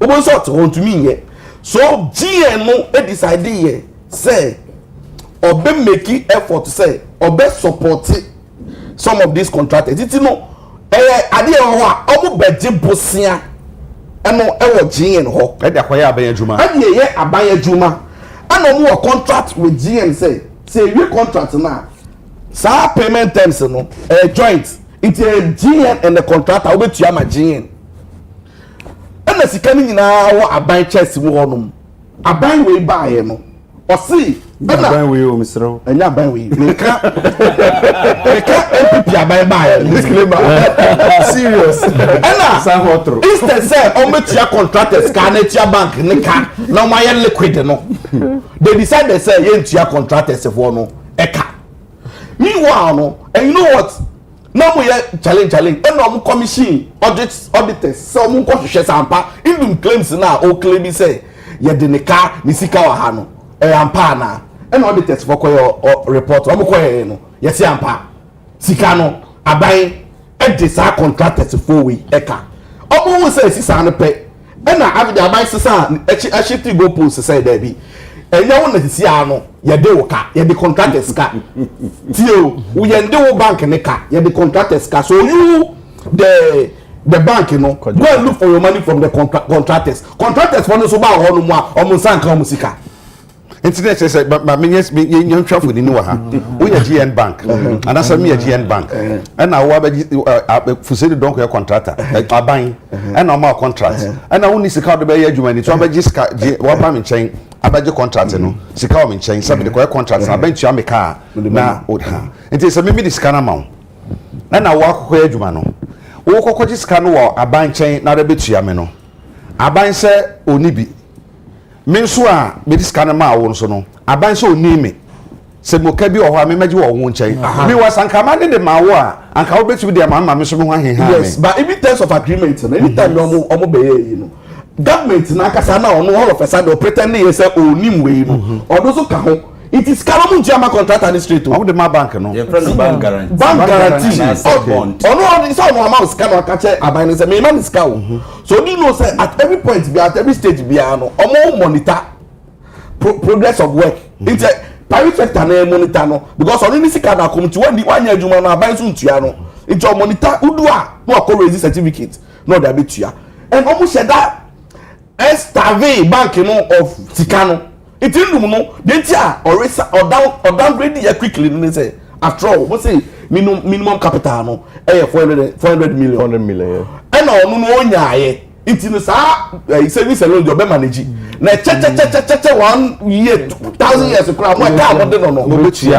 na million mu a bank so he was just managing the situation but these people decided to say wia na ye be wie o and omu wie ni pa mo hwe the sins these people have committed against Ghanaians I'm telling you say MPP as a political party, if they want to be taken seriously in the coming election, as a baby, I'm telling you, say they must not attempt to decouple themselves from the sins of Keneforiata. Otherwise, MPP as a political party must cease to be called a political party until say because damage Keneforiata as a person, and the image of the party, you know, and so cleanse your otherwise, because time we are making once say okay insolvency okay liquidity Google right now data bank in 2019 they couldn't pay customers omo abai ni mo data bank in 2023 customers kwa you see yes discount they didn't get their monies obi guno because the decision was taken say yenguno you be sustain na no mo obi aponyo mo hwe but a banking sector crisis, you needed less than 9 billion to salvage. Yet you decided, say, Uber spending in excess of 25 billion. That is what they tell us. But audit report to Crampo, up to now, no because it be far. Bottling and to Adenoa, Omu Ayeneso. Yeah, Uni. Adia, they be a mechanism. Oh, say that court rule, yes, say, appeals court rule, say. Say no treaty indumuno unreasonable and unfair. Unim say sa case we cause we Ghana ni na no ko bebre nya we. Unim say obosa so di ndum court e America because they suspected say one launder sika money laundering. Yes, or the customers for sika akwa bank America in 2022 maybe Abu question will be as a fellow Brim Group LLC Brim America and Omudindum Court. You ruling the United States Federal Court no Chicago ruling or dismiss they were 10 basis BNE.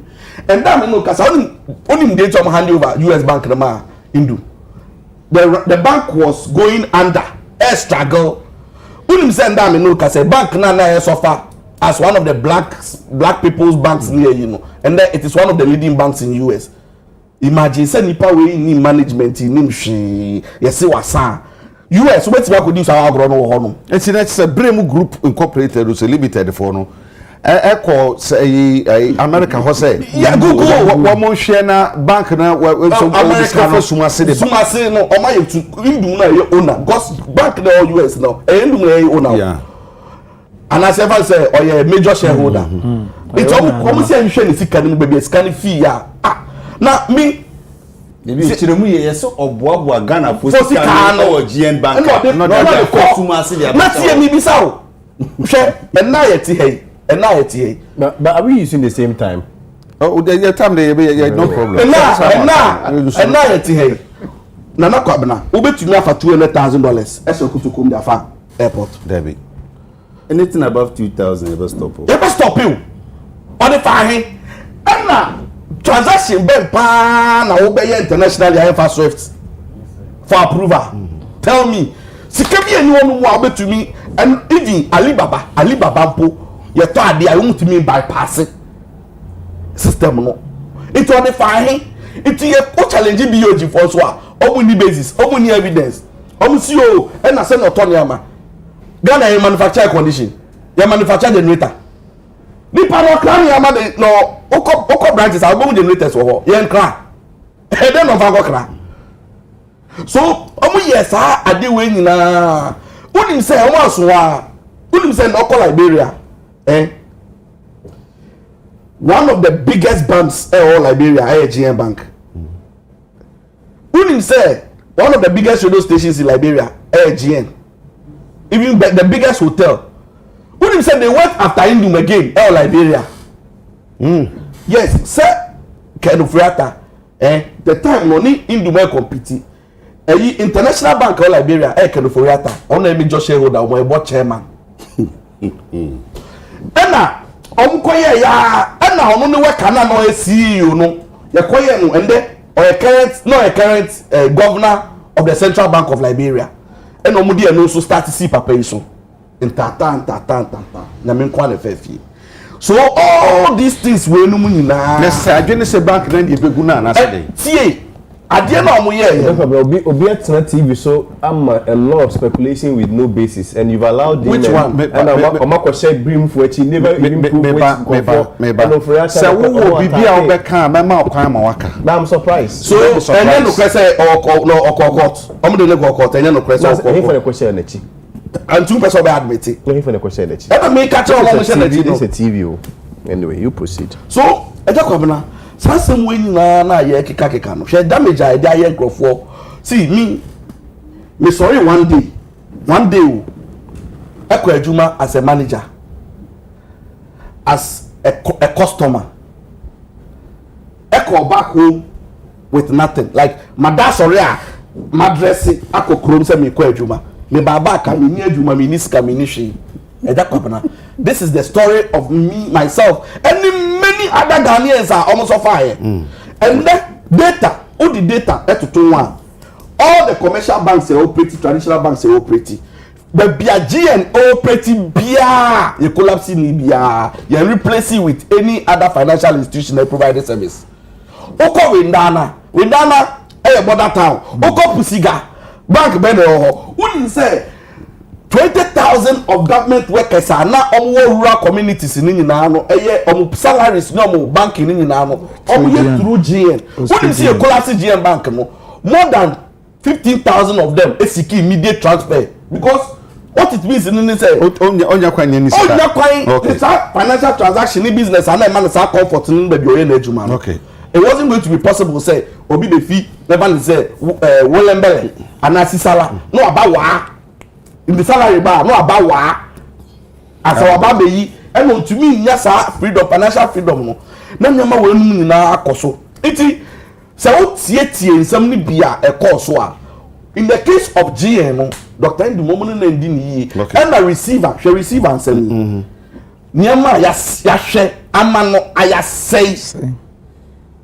Oko generators, and now we just ram down generators. And when him say, Monday. Embargo to the so say ultimate touching your man so it's any power contempt or savage pronounce on your every time you see Indum on his social media reminding say near man mo hwa so yo even pono say mo fa mano no man say o patro Agya Kwabena me land me say me yasem enti at least o be at 2 minutes I say mama 20 minutes no me need 20 minutes because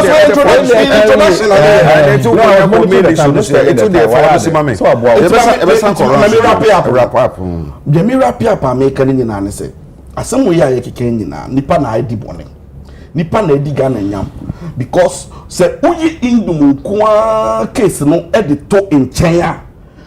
Look at the other banks in so and you can clearly tell say enya ade here na just obi because still who dey fan all the banks so bia di bonia Heritage Bank boni bank pa na say do agongo bank no oye you no onye solvent onye so our engaging thing onu pa operating na boni here still in case we court na can afford our court the Tengu data bank me that say man ko for say don ko so honorable say say me say rule ya be ma bre so na ba ye wo say Dr. Tuahene a o say the ye can na say the room so simplistic and ntisa because there's damages and compensation. Yeah. Secondly, other banks so say okay say na tie dem so me so be try. Yes.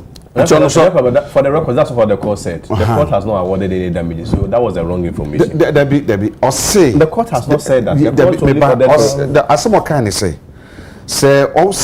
omo restate ne license na ene na niam ahodo en so restate ya keke niam ahodo a license and assets because OG license ni feeling sem to ohwere ye no wo a wa ye na so de na de man back enu ti no kan say receiver no oboni din say na nipa omo modern say san niam oji ye nyina no on san famra back on san fan ai ndumade and say GN bank on returning nyina san famra it's damages me pa asem kan no o say koba ne sa and then we should look at the damages and compensations because want to make us the license and people the implication of the IC no that was the court order on cancer say see the letter no okay to how they say return near man yes said it now so it's very return 7 years I then send it no okay you know I pay for that no Agya Kwabena dia be mu abreso na asi no correct dan a e ka babam ebinum sa Bank of Ghana enko appeal yeah Agya Kwabena ohwe Nyema asisi wo ewiase nyina from First World War, Second World War, Hitler ka say sebi or ye Germany nkwa as the capital of the world. Na sebi nkrofo a mo ha wiase pa ye Jewfo ntia wo se o cleanse Jewfo nyina. Sebi wamfa sebi etu kaka na ye yo ogina amra so. Odemra and yes, I was here to teach you for you or the German mra. And yes, I didn't at that time. But I said the Nazi law. People in the Nazi party at that time hailed him. So what I say? Papa ya okum nipa be say 40 million at that time. Genghis Khan. Okay. Okum nipa more than 40 million. Edu baby na ewiase baby nyina da ne kwaye because ne enye nipa moment na ho. At that time he was using the law, his own law. No odi decided. So Agya Kwabena nipa kasi ye de emra edi bone a ebetimi de edi amana ye yi. Bibie ni kwasi o wiase a sebi Yesu Kristo kura ye nyina mra so na edi kokun no. Ana see ya nche na amro na anko amfa na anko sen asendua nipa da seni sheda ko gina wo se waye we ni gina amra so se yenko bona asendua ana me bo that is it. Prophet Muhammad enye mra so ni gina ya na yere tata no enye nyame na ekogi na okoshe kiv ma nyame de ntentan anas ntentan be brambran ho a ka nipa da seni e de gina amra so se oye busudi etiki ekukuno. So people using law to fight personal battle, no, very common, especially when they have power. Miria, yen kanu krenchire ye ho se. Kanu fori atane ni wofa na nado. Any omo economic advisor baumia. Said that na say debi o. Competition ye be ni ya eliminate competition na ye ni be control the financial sector in Ghana. Sanum be no. That was it. Now mbegu ban some implication was for phone juma. That is who say Minian was speaking out of personal emotions. Nti nyema ni bi o ho a the two obaka say wa personalizing ododo. No kura wo ho say nipa da say ni share that na say yen hwe mra no. Kano fureta na advisor pa ne gabi ochire da ko. Yen hwe mra no, mra ne ye de to ho a ye betimi use mra ne de ayesen akwa we. You just see see operating now. See waji almost all districts in Ghana. Na me drop on so kra no oba. What the Gabi dey be mo say or na advisor. Yes. Wa mo tena say kan say yen famra no. Ye ye ninyi na so bi betumi gina so dey ka say na no kra say o mo tena baby ko ka say na mra bi o baby tie famra. Legal advisor to most of the international investment and by ye you say asama ka say what not an advisor. Me facho. Na ye bone so your advisor. Advisor ba so ka say yen fa mra no na ye na kwa say o mo say da be me ni hunya so bi a. Minia, ma me san kan biom. Amwabe kasali nyina ya Ghana hawo wanka Greek okatwi okabrofo nyina yete asakeke kokosa ni gina so de go ne ban yes that na say yenyi all local banks are omo ahoden a ye bowa ye kasa omo be challenge ye yenyi omo free ho because when people have financial power they can stand you etino yendi kan yi commercial bank powers ni nyina competition na ho yenyi omo free ho and ye target Unibank because na Unibank kosoro dodo ono oyeyi a obebo NDC fo ye mbre na ase ena hwe amoabe nso ase na nse ode no hododo oka ye kasa wontie da bia amoabe cannot be controlled ye nje ono so de saa atoisi ne ne nkrofo no so no okay omo de ndie ekwan da ho kama enti ye mfa omo no mfra omo aya target omo no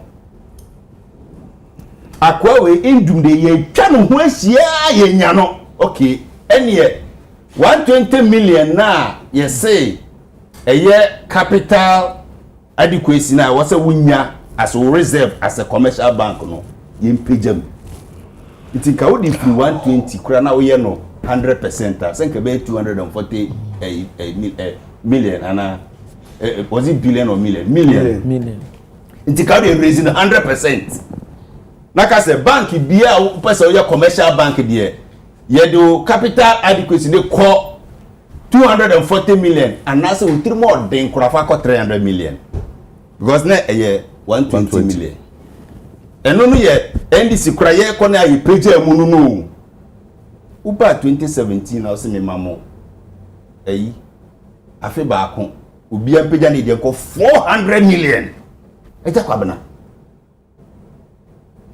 same time na o kan same no buy contracts are local contractors call international banks na no munya bosia wontimi nkoje buy contracts as a road contractor mikosi school dan mikosi assembly block mikosi we mikosi dwa no wa call sabi other foreign banks so say menya buy contract mame sika nkoye na buy tua me dia omo maw mikromu kumawutu drobon so kwan minim bank a oso ye Judicial asne ye mpia na kakra otimi ye kwan ni nyina ma ye oti ase they wouldn't give you anti strategy ni say na se me na sa bank guarantee omo dia ba nyina no etere se aban tua sika ne to bank we na omo ayi omo loan na contractor no so afa na mfa so ene sa dia road contracts amuye nyina ndakoko roads me ye investigation 2 years until the freezy payment of all road contracts for 2 years. 2017 mobile now. Now we create our announce say from 2017 up to 2018 when Timian Peja will seek our capital adequacy and call 400 million na. The license. Sikana wasn't Quebetum. Emma on so the recapitalization no so we say my freezy payment me ye forensic audit. Enya bro we abro fita ya said them a plan ya calculate never could you be so who etino onu a ontu aka na bank guarantee kura won saka uko contractor no so ho say famisika mamia ho say aban de meka bo me kofa wo hen Ghana so yanchi nipa nkoton anase yankobo obi company donku mi say o de meka ntinu me kwaje ena ye fa su share the good crofo bank na let me nuani kirem na Agya Kwabena ase na ntiase ne nye ye because ye kan borofo de na aban so ye nyina ne se ono no hwe banks no nkrata mu no yes na ebi mu wo mu a na board members ni bi ene shareholders ni bi efa kwan bi so a ye money akwaje bosia wa aban ho se bank no sika sem kofom nti aban bom bosia no makwaje bosia no Bank of Ghana o de beye adwuma no onye sika no sade na ade ko ebi ho mo kwaje saa bosia na instead of so mo de be she bank no mu no mo de akwahye mining ebi no so ho mo gi saa bosia no bank ba ko ba umia na nkasa kora ko bie in 2017 ono no gi bosia no sade ko bie bank foforo ono no bre ayama ne bosia se onfa mbra mbeye bank ni ye no ogi saa bosia no e no sade ko bie bank foforo eno no wo ho ebi mu so wo ho a ye hwa omu nkrata mu no na loans bi omu de amoma omu ho ma sa atworo no bad debt no na emfa mbra kwa mu sa ni nyina wo ho enti Ghana fo nyina sɔre prako pɛsɛ yɛ ko yie sika yɛ nya momo sadia yɛn hwɛ depositors na ɔmo ho yɛ aka no yɛ ka sɛ obi aka sɛ ko yi ni sika aban bɛbɔ card 9 billion anase aban di sika ne mamu sɛ mo fa nkɔ solve sa problem na ma create no demom asumesi benten wo de wo bumra metwe waso osusu wo bumra metwe waso na menua ne ka sɛ wo ka sɛ mra wo ho yentimi ko change board of that no Bank of Ghana ba rural bank no hu sɛ shareholders managers directors MSC apa they can sit all of them aside the Bank of Ghana take you over the management of the bank on be appointed supervising manager said I am a 4-year Bank of Ghana. Yes. They will appoint a supervising manager. It's more manager no baller. Onti me sign check. Onti me nye bibia biom. The Free Bank of Ghana and the Bank oversee bibia. So they could have just done that for all the commercial banks. So okay, wo Heritage Bank. Ono cry na some cry ya change. Some of them were consolidated. When consolidated governance issues they make sure say consolidated for the last omono die no ebinum na make say ebi koje ebosia oje ebosia na yese fa koye recapitalization etimi tua onkurofo ka no e no dodo ko bie bank foforo nti omo bu mbra so no wo ho ni beji ne ho afafo ye ka omo bom no ebi bokro no ankasa wo na make sure say obi kwaji sika no ka say your board member ntinu you are writing a bad debt san krofo na make say ka Bank of Ghana betimi aba aka say okay ABCD banks board members management mu nyina no mu begina court sika ABCD but we sense a panic kakra beba so you could have just dealt with them behind the scene quietly wo yaji opposition free unsem wo so yaji opposition free unsem bank no eda so ye na adwuma yefo na mo sum ka ho amo na mo ta pass vouchers mo nyina so mo mra bi ebi esipɛ ye bi adi ebi muso asika fa omo sase ne yamama tua ebi wo ha ne season mo assets enti Agya Kwabena de ne ye kire nyina se ke ye 9 billion Ghana cedis edi wura a anka manager obo tai ko fia e ko adwuma mu a oba fia na tai na da ne t-shirt no anka e masa ono de ko te ho demom ono na fa kire one ma board ama approval e no de loan ni man ni board chairman dia ono so ni ayere no loan wo so betua bi di ono so declare loan no bad debt no wo so ya ayere wo betua bi nti ka Ghana bebo ka 9 billion nka nipa be say over 5,000 omu lose o madwuma nyina no e bia nka mu be say 3,000 de omu da so ye adwuma nka walembele pusi Ghana na sefo nka GN Bank na so nenam ho omu da so ye adwuma na so Bank of Ghana sa 9 billion no odi ewuram nka over 8 years nka sa 9 billion ebia nka obenya ne 18 billion na 20 billion back because bank no we adwuma nyina no na Bank of Ghana dey supervise so Yeresika said here and now my consolidated Bank of Ghana na ehwe so no nka sa na kebeye nanso obi sheda ye say yegunu no say bu gunu sen kabe na mbo ya yesi aboka over 25 billion me and no work say up till now 25 billion no kwa na sheda nto aso because audit eniama na nsisi so ebro sa na GN Bank die no ama mini yewura ne ya adwen se ebe bie nsem bebre so because onu ndum die esan se one ye detect kro no ye detect se sabi wa ye die other banks ni bi ye anything onu no ya ntwena nkogina court se de edi bi nkogina court se o ma cause financial loss to the state no onu na se da bi o oni me kasa se wa ma mi 1 year me nkope 400 million bra and say 400 million de wo ye me no we de me ka 7.1 billion o si woni me nko contract bi only contractors na wo contract nti wo ye wo forensic audit tinya de obetua o sika na nti me ma me ntra wo say me twen sa 7.1 billion no me nko me contractors won ko and am say fine brebra ma amani amma sadia timiso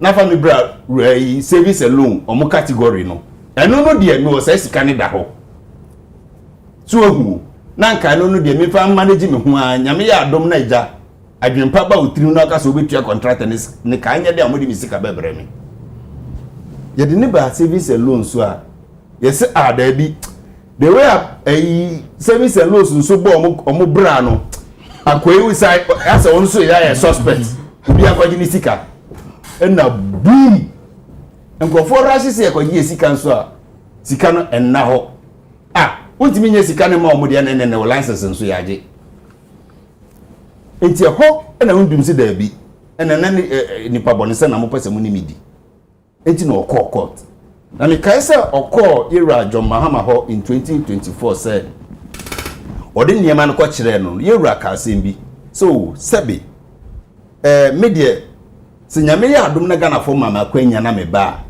bank bia yamfa kwan paso ye di yi gene license free ni nsam de sebi me nso so sesa de ne nkoso bebia mrada no ye be makwan mamra na da ho ye nko chinchimu obi ansa ye nko frejaji bi threaten no transfer say wa muani say ye be transfer wa nye ni say da bi ntino emra mfa ne kwa yes appeal cost the nasama ba aban Bank of Ghana ni lawyer penny so ne attorney general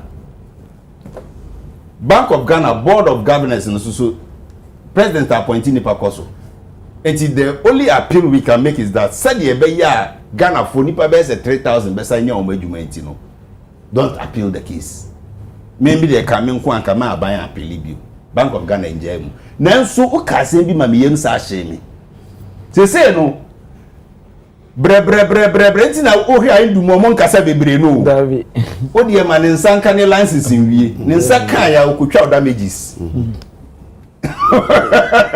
o de ase ne nsaka ne license a wo so otwa damages because who receiver no ye de ade ne ma o se hwe so no they say all the over 200 and something branches no 320 branches. You know, even Ghana Post Office had to sign a contract with GN for logistical lay because now I'm outlet no GN outlet no and also change Ghana Post. And no here transport every time until no package or the koja Ghana Post need to be for GN. Was a another branch village.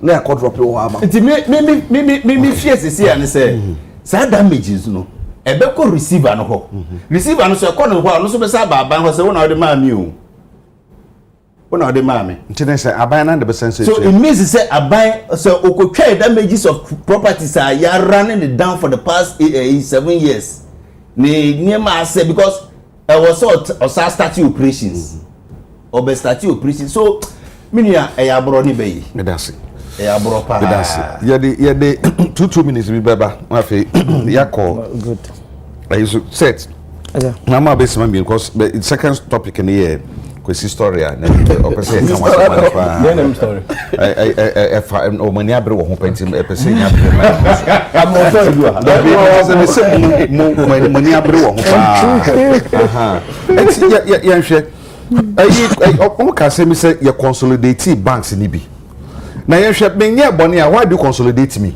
because Heritage Bank e kan won say I got opportunity say ne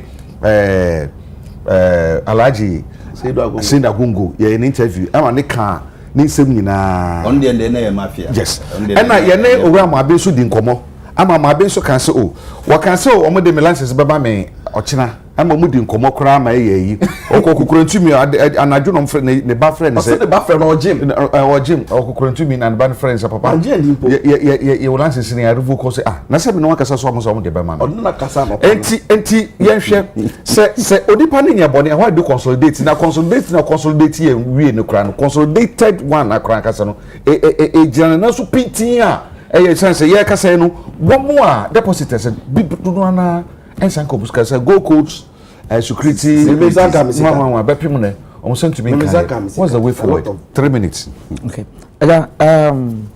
said the whole kaya or share the issue of consolidation and even the consent and ABI address ebeba konfo mulusi omunuma consolidation no na ho eden akosisan what share even with our own commercial bank I absorb some of them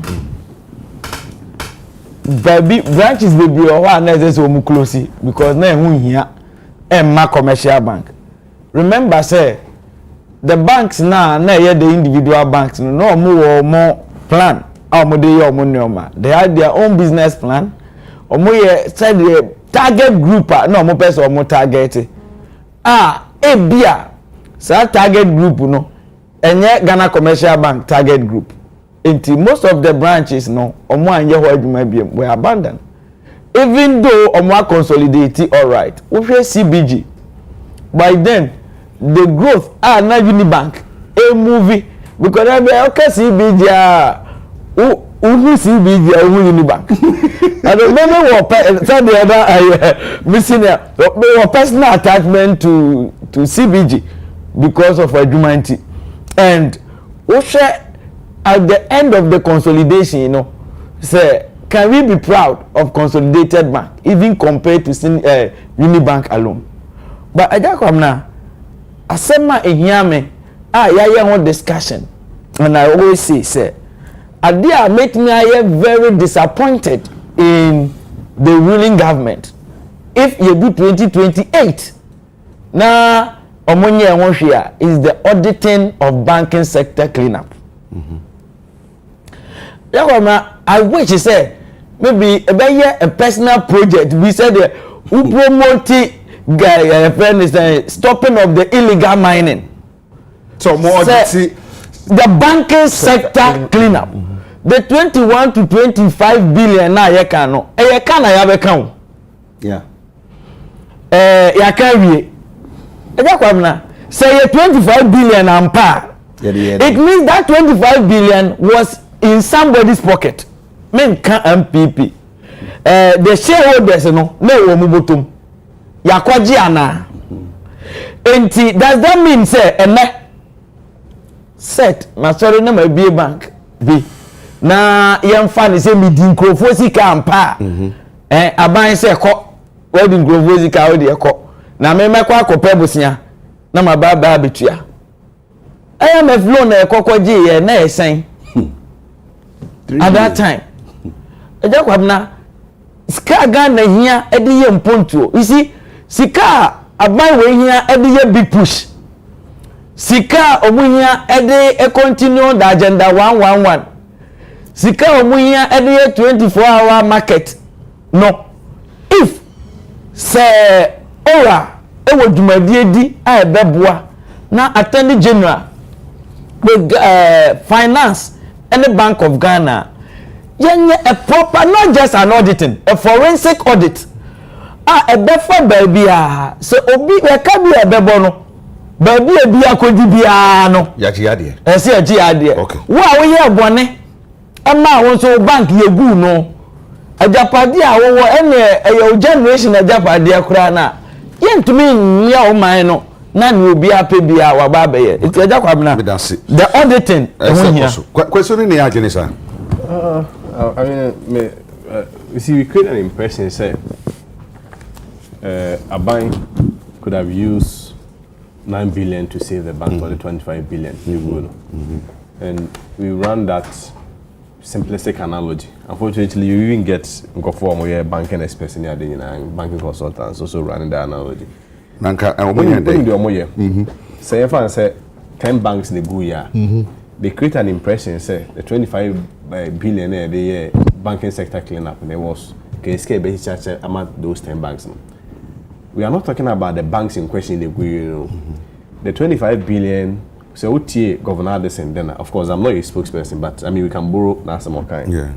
So it was for the whole banking sector cleanup. The cleanup included even protecting some other banks.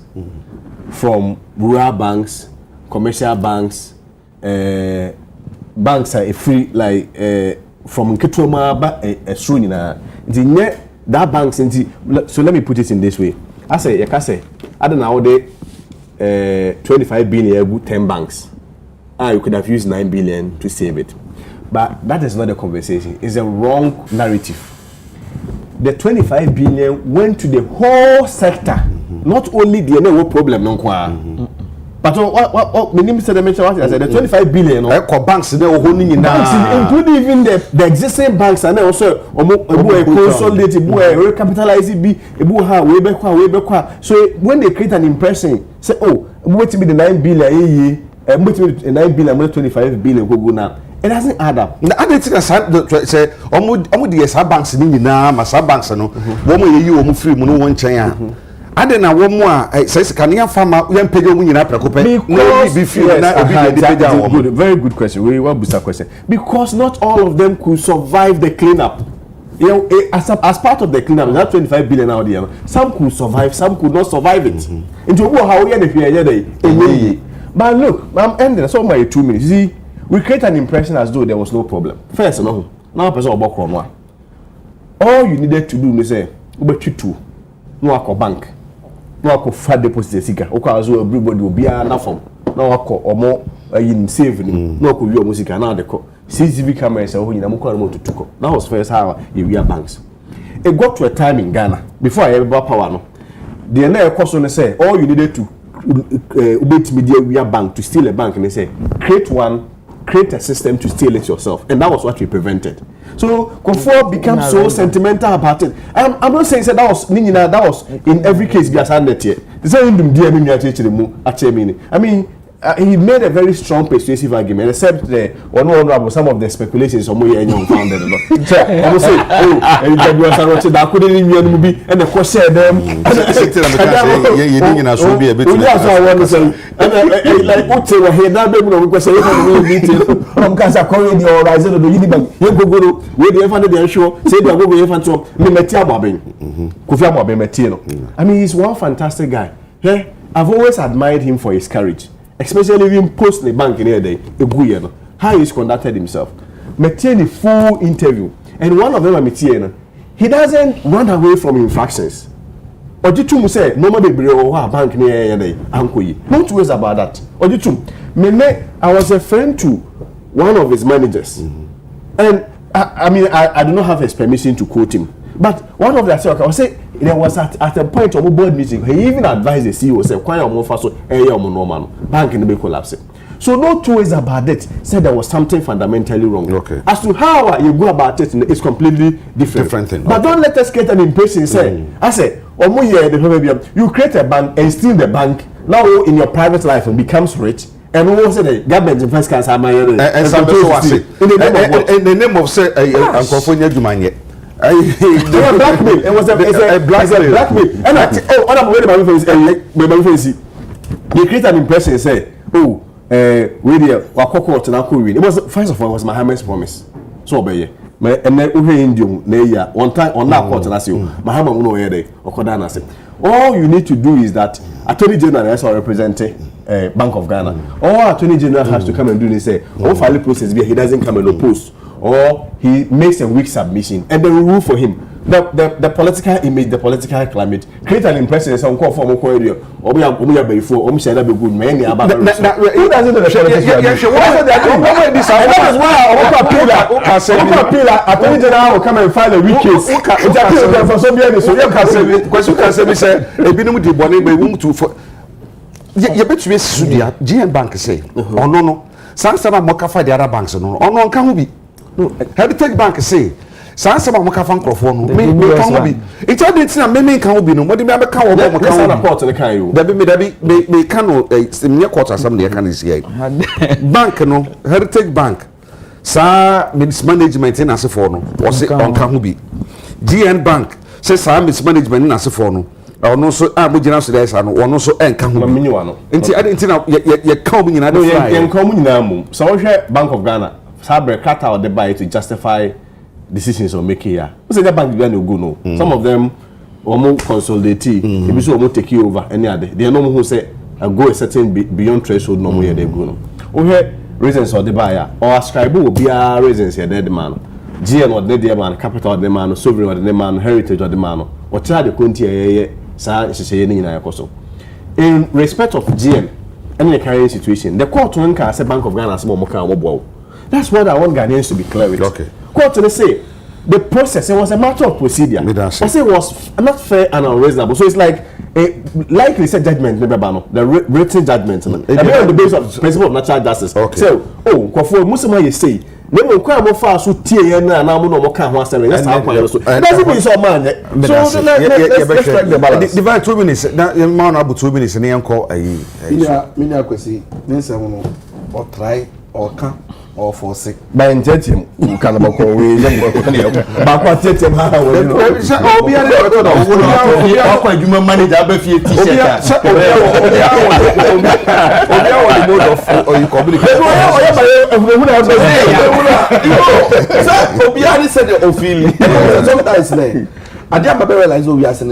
If you have so much information about something as well, and also send a shape you to also obey chira say na come as no different and I said I understanding so different. Let me know say we speculate I can say before Nana Baba power in 2017 Obefia Koda or Obano bisa say data bank number branches were here for Ghana one time why you go banks no come branches na say also see no na kohwe say branches na e wo no hwan mo dia which branch? Bank branches na you go no omo branches UT bank branch obeko no ebi won ma GM bank koho those things na happen here who say model na ndumu here no ade no sometimes no uni obi twe na hu na yia enze say obese no now we can be about banks no one can some more challenges it's true some of them business no up and down obi anyone mo a straightforward business or starting you know so eto bia how to me pem waka say me ma dey yin say but me here supporter be so me mu no raise fan no raise loan unim say in the case of GN in the case of Amwabin in the case of Dufour at least these 3 people is on record omwa kofa external event say support funds anybody actually BOG say okay muna mo ka say see no sika wan edin e na say ni say okay see na ade no say mo say mo edin ya the foreigners aba some dem sika e ba be shame before see omo the sika amo abi say okay when challenge okay go for and am bypassing those people actually let the come investors they say montwe mo na bank no e dey ya farmer mo now money back yes oh no it's that one even for GN those records they some of the things who say me can say one mean speculative GN for instance much come BOG say raise $20 million even when you say a week before the first 11 million you bet deposit no and no fetch the investors no ka say even the fetch that's 70 no investors no me nipa and no for fetch the Bank of Ghana no they wrote to them. So private investor there, any Bank of Ghana FX can say where on for investment because you see. And we have a guarantee. Only bank never daily. And a statutory organization. How did you get? I know, but me no me who Agya Kwabena me agent impo. Na say we open na fi me ho. Na say me no akọ landlord no. Na landlord no be catch me say we say sa tenant na order na buy no. Wa fetch that ba be hu me. There are records to this. There are records. I'm not they just speculation records. I'm see if even say me they make can crowd also wunji ndia. I'm akasa videos ni interview amoye no. Or say or investors buy. I could have extra come investors and say like idea worthy of you soon some of be it is our investment na kasa baby you it no some of these things no enya dia ye no na otena ho ma the bank we are some of investors aba when na ngu ye no na ngui na ko from where investors go from where that be eco committee and a cover investors me we a businessman you can know say a lot of factors what can I say me better how one baby is say me sika akoka adwam we nim dey go buy me see COVID-19 aba and I'm cra face shield 2 minutes and 5 minutes if I understand now then I'm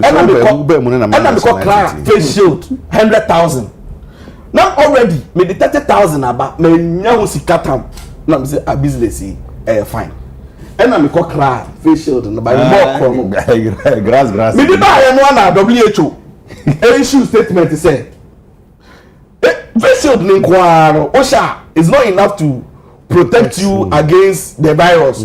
This say they are talk us no say no mask why they be show no mask I say face shield ya be ba ya no go spray kuku enu anu no obi ha to na ya oka enu no be catch them say me business no just say sabi o manye smart about it. O say force majeure any other things we don't have control over. Let's accept entrepreneurship is part of everything.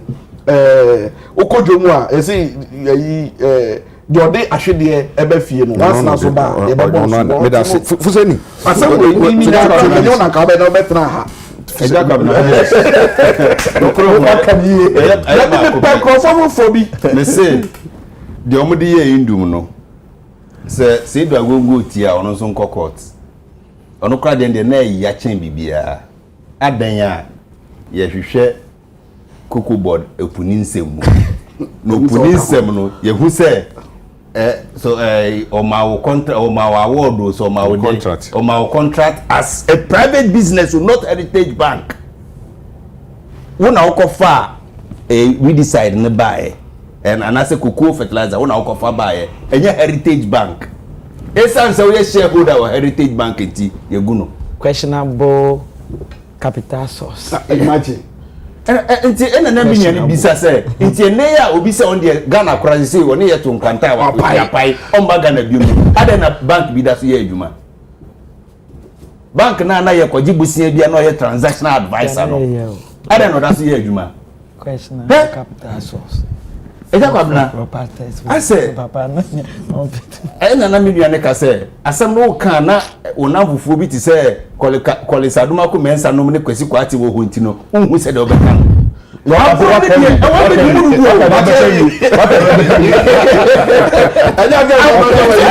Agya fare na no de bi sem no wa eya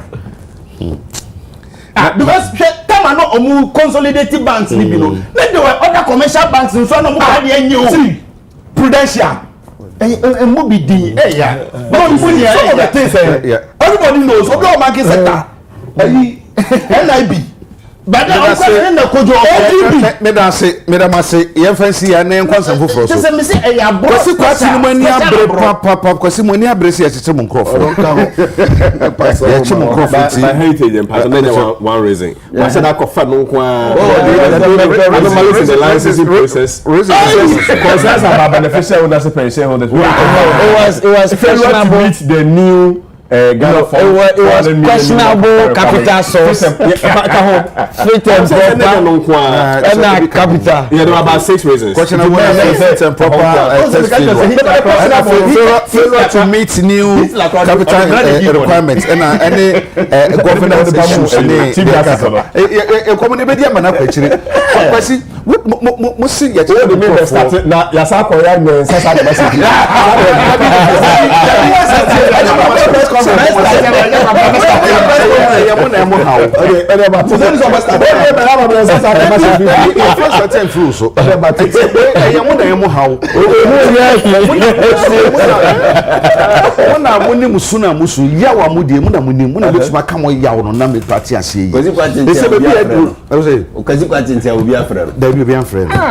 kwasi mo yawa mu die ni atitia mu nnamu no ebinom se okwan ya monkrofo ni bi kana se dipa bi e kasa ene okomofa so kasa no enye kasa pa enti no omani mra ese omran mra ni mo TV nka ho wa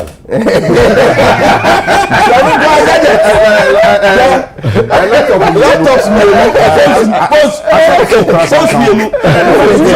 me TV nka ho obi ba say yes you free means me here for for me no laptop and I'm telling you check yeah should be because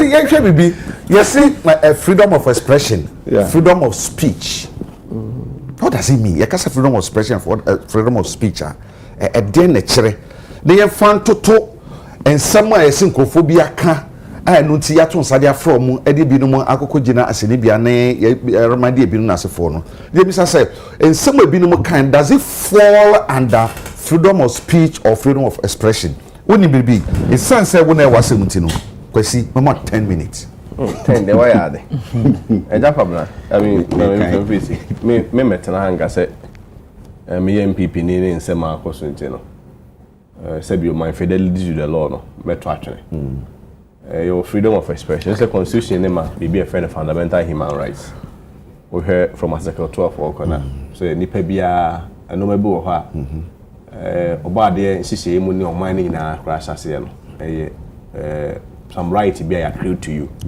you have a right to life Agya Kwabena obi antime nyi wo kra nyade influence obetima make property baby they say okasa so intimi nka okasa bo anyade so those are fundamental human rights but like we know no fundamental human rights are not absolute obi are right there obi are no e si baby so be so right here there free and you can say you have the right to speak and also right to speech you know and no as also ya wo ka bibi here there actually obi there be also no the fundamental human right or freedom of speech you know it also goes with responsibilities in as much as I also go with responsibilities I the back where I say so you buy near the 2 million sumawa so especially within the context of Nkoma Yedia governance and I see a more political power also goes with tolerance so the way I buy near the 2 million mawa said the in as much as say and I said the paper say it will be fundamental right to speech and a go to responsibility and also say I buy so no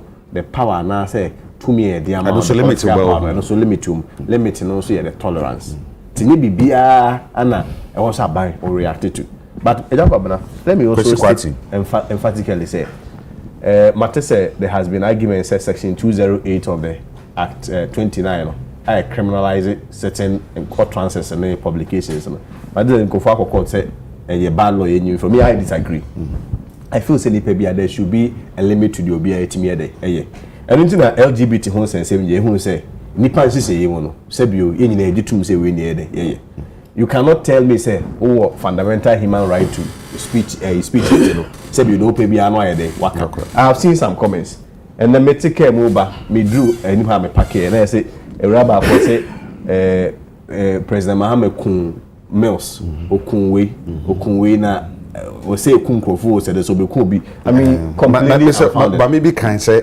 okun jeje and okun atamusu no kun misata and no can sort kokoso okra ne hwe na wa me kun so me tui honorable nya so wote ha Agya Kwabena nya so wote ha mo bochenku court complex wa memema no I'm being very honest with you on what basis because you know say no say are no here dey you cannot prove this Mahama here dey akuku asante hene unless of course be a wa trend now here dey open you bochenku in the name of party politics near frame kwasi kwati amenya dey member I mean there should be limit to the here it doesn't matter who is in power yaka we so we should also look back and tell Emia Minua Penny Samejemfi and no one who had way in excess when we demonstration we have to agree and politicians have to be very honest to ourselves it was completely wrong to what extent of hatred never want my demonstration at say they busy 2013 I'm an independent demonstrations in 2013 I'm not interested in the equalization I'm not interested in it that's why I'm girl or you do every time after some so to be able to set it in a proper context I don't care who does it anytime catch say o cancel Mahama Kuobi no want to improve near for court high court complex or me na me nko be crowd because no me bo ha I mean I'm a human being I'm a rational person ni bibia na me dey so that said no let's also be measured in the criticism that we make but when you need to free we cannot also hide under the umbrella of the law and I say accountability ni ngage nkofo from kasa ye onuma bi so ho Agya Kwabena e bi ho a chia me be ma instance bi wa be hu say aban no bi wo ho a current government no a chia kakra na nim there is a temptation that comes to the territory of being in power okay one here na we tima your dey be that is and honorable to be in the political panel some of them who agree with me but within the back room mo be friend nkofo aka say ade we dey ketete so aye dey be more a be 3 or 5 instances ni afraid be afraid abebi okumi Or your MPP ni na Sematis also a national youth organizer. Or the petition come up President Mahama. Most petition while I just say some judges be Supreme Court judges be akwaje dem modie. E bra no mo CJ na free home. Njo we no this petition ni koto X Twitter. Unim say ahomache done. And a whole national security apparatus led by BNI already in home. This is a guy also information for the state. Forget about how the information was presented, about their petition about and posted it. We are how much they could read in the fee. But more another example of opening back on the more minimum Munya Kofi Fosu. Kofi Fosu say the allegation or was say scholarship secretariat and Omoton scholarship no ebi wo ho. Agya Kwabena we have to be very honest to ourselves. We Ministry of Education who hear assistance are offering me. Sure. We hear assistance I'm them flow. But deep within the assistance that we give to ourselves, we know that there will be some unscrupulous individuals obetimi at the list crime akoti sika ye dey ewom na dia ma me se mende Agya Kwabena me do wani mfere edo akola we ato na ato school. And so when people volunteer such information say scholarship secretariat, they are handling that. It's an opportunity for the government to use it as a good feedback. What did the government do? When we are almost a and how our music with the whole national security apparatus and also something quite different. Anna, there is one last case. I'm going to be David Asando. Omuchi David Asando May 11, 2026. So David Asando case. I didn't know pursue picture of Mahama. No, Sidum saw his back. And the whole state apparatus from CID police headquarters and I before a course will be a pursue picture. I say president engage in affairs of Amadou Saba back into the question. These are the contest and security sense will be gagi free speech. Other than that, so Kasem the Broso and I said now you should be able to explain it. But me, Senior President Mahama, a lot of them came from Kofon say even the mood of the nation, you know. Some of them no boy and two boys here there. See Obiako pursue president picture said Dumso is back. What is so big deal about it that the president cannot be tolerant? Oh, by when a goodwill. Go focus. Oh, president dear. Or by how we see and no man of me from the political opposition point of view. Now say settings and who may be a camera one so I said that coach then go for more Kwano Minchen we Solomon Abra Bonibi. Oh, see who may be a Kwala any power no a friend of phone next to. I mean you a political person. Those are normal. But you should at the same time also be tolerant as the president of the country. Then finally on Abronye. The president in the summer more kwachi. Oh, and I said court as a mechanic, new said Nanado used to be finance minister, but say Bank of Ghana assembly. We are talking about leadership and responsibility. Who are our president? You at the end of the day rest on you. And we know the political climate that we are in. So President Kasemi and Chomo so Yanchomo. My pen and I don't interview be a boy beginning. Oshay. Oshay. Or Prince Yamom, yes, say Kobasa Bibisa Cosnasi. Oh, no problem. And a man penny for no every mois. A buana, yes, a brand, one chicken call for Nana Adra Bresson. Well, or grant interview. Some more kind, besides a war Bresson that chicken call for Nasa for some more kind. Now, based on that, in fan trying. Oh, yeah, I mean, the metro. Okay, no problem. Movements we've seen a lot of protests. Right. Are you concerned about protest movements? We've seen a lot of protests. Some activists were arrested, put in jail. The opposition is saying you're trying to stifle dissent. I'm not responsible for jailing people in Ghana. The courts in Ghana are independent institutions, and they have been all through this period of the Fourth Republic. People misconduct themselves and they're brought before court. It's for the court to deal with them. That's not a matter. It has nothing to do about politics. It has nothing to do with the executive. And their behavior is what lands them in problem with the police and with the courts. It's not the protest. How can the president, who himself, his political career was aided by Kwese wati mampedi. Ose kofo kasa ono ose enkofo anu na yi omuka. Ento no de nyono no be ya hwe denti na ese executive no ko interfere. I just hope say ka time we discuss the Bank of Ghana issues so okay bo player ka the same mom na responded to the issues no. Like who say there was a Bank of Ghana decision but it wasn't Akufo-Addo or Kefrata decision. Respectfully. But in this case, you know, I could afford that BEM to come and now do a PR for Mahama. One year PR. I'm not. Deputy. So come on, what can I say? Tolerant. Serbia, Fabia, kitty. Can say. Edu bribino mampeni na nado abreso bibi say si eme bi sama ono kan say enye ono no obesoma so obi nko bibi no nipa na no na yi nika nti se odi bia no yi nika sa abre no na say enye ono de a se na obi nso ano yi nika e betum da she obi ana nti na bi sa asa. But I mean, yes, living those times he accusing Anado say I'm a culture of silence. Okay. And the media kept quiet and allowed that. No, we didn't get this explanation. But I mean, bottom line is that at the end of the day, President Mahama Newo Abemu, he is in charge of the state security apparatus. And I'm saying, say they are chop and they are trying to so Musuzumo Muchiminya Mode. Omanfo, we are not enemies. The political opposition there to be there. The criticisms will be there. But at least let's be measured how we go about it. Yes, sir. But maybe by that be me and some of the best making the meeting. Yes, sir. There be some my fancy with Abronia Assam. So commoning na center on Abronia issue. Oh, I mean, last time we could TV, I'm going different Abronia. I mean, I have my own reservations about Abronia, how he goes on certain things. I feel some of them are very extreme. But you see, because my fidelity is to the law and be a lawyer, no, I try to separate the personality of Abronia from the matter before me. Issue, my mom, Agrada. Issue, there were two complainants and then they against it. But also offered the 500 cities, but also offered the 200 cities. Judge for more than 15 years. You know what the judge has done? We imported the personality of Agrada or Nima when it's and what they are back out to him. And in that case, you know, who's a whoa, it's a similar thing.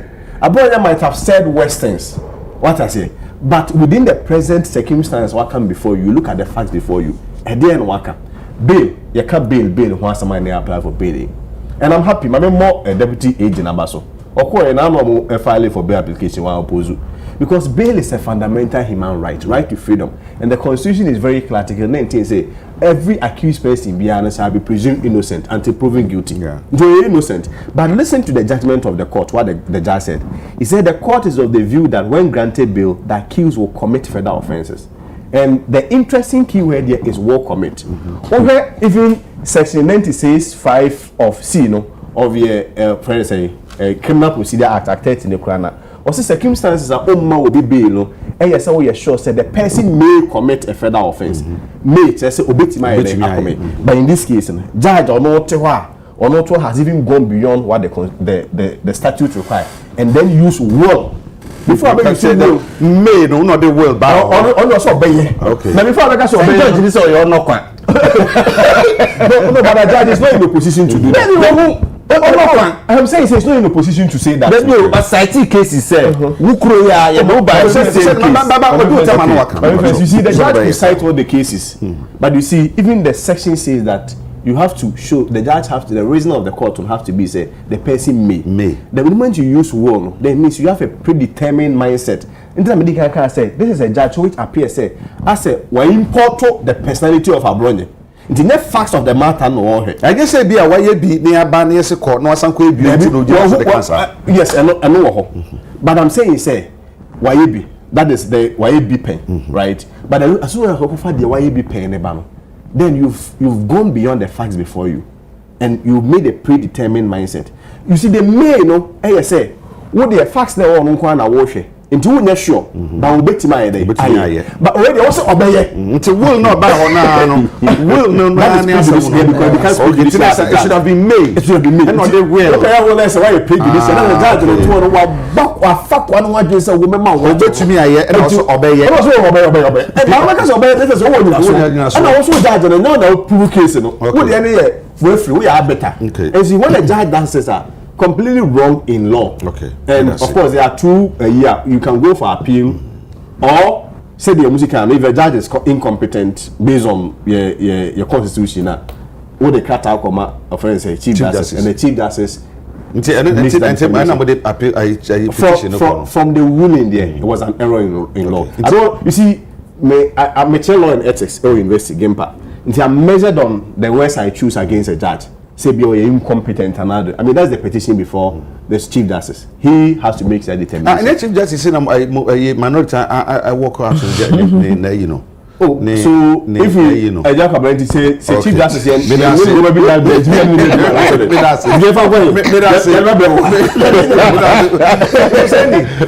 You should be measured on. He said, "I'm aggressive, macho. I then a children going to buy. Agya Kwabena. But remember, 5 minutes. And I says, okay, 6 years. Agya Kwabena. Mr. We the jina me name bisa kwesi kwatin se onu ani party a Yura Dr. Mahmoud Bawumia edi enim sesia no free speech wo. Say, is there free speech in free speech in him? Free speech wo MPP mu. Ebi nim. Bi bisa no mani nyima no e. But obi atimika eche na adwe. Obi atimika na adwe. Se party bi. Ade na omofomo committee o man fa wanka ho. Oh, na me first speech. Oh, mi bisa asem keke. Me de me ya fa wanka ho. Ade ni afa Steve na mo wanka ho. Me de me bisa me no me committee me nyam na for me de. So there is free speech in MPP. He was supporting Canada Japan spokesperson. Bawumia for me. It's on funny make out. Steve Namo your friend said Canada Japan the campaign manager. Bawumia for me the team I was your funny make out. Maybe the speech was okra na mosemo na mo ko say obi akasa me aka ne kasa bo ahye mu no. Obi a ono e decent say onyi ndi say Bawumia beba be leader kra ya pam na fi committee mu ya committee pam na na sia fana ka na be ya pam na be be na ko se na e de nkwala atwa no ho ahia o propaganda gaza ro propaganda. Charity begins at home. Charity begins at home. Now form trade and industry trade committee former trade minister was me in free. Former trade minister and Stephen Amwa. And then the trade committee no so.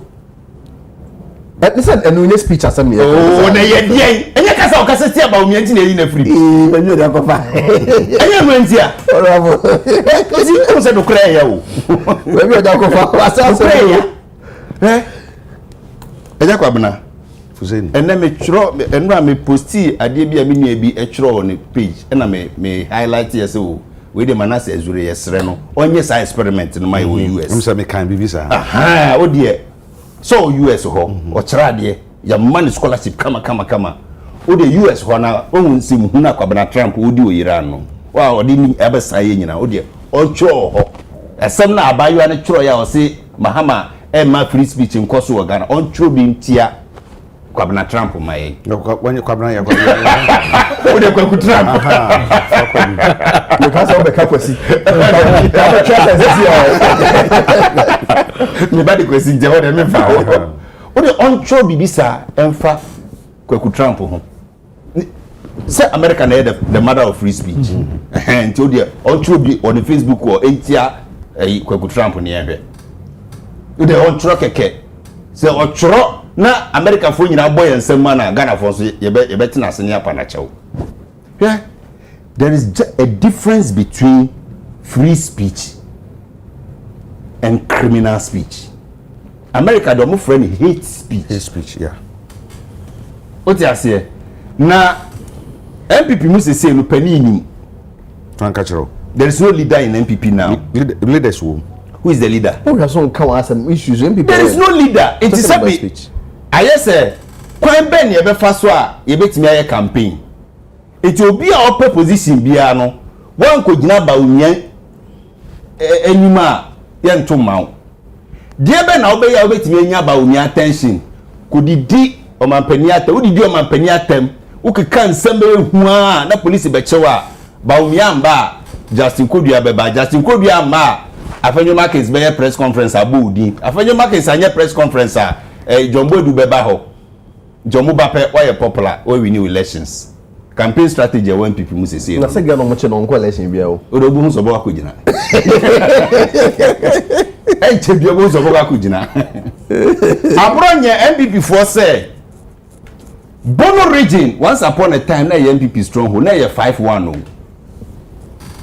And I will be so much as regional chairman and a back 3-3. And as regional chairman 2024 NDC for show from and I 0.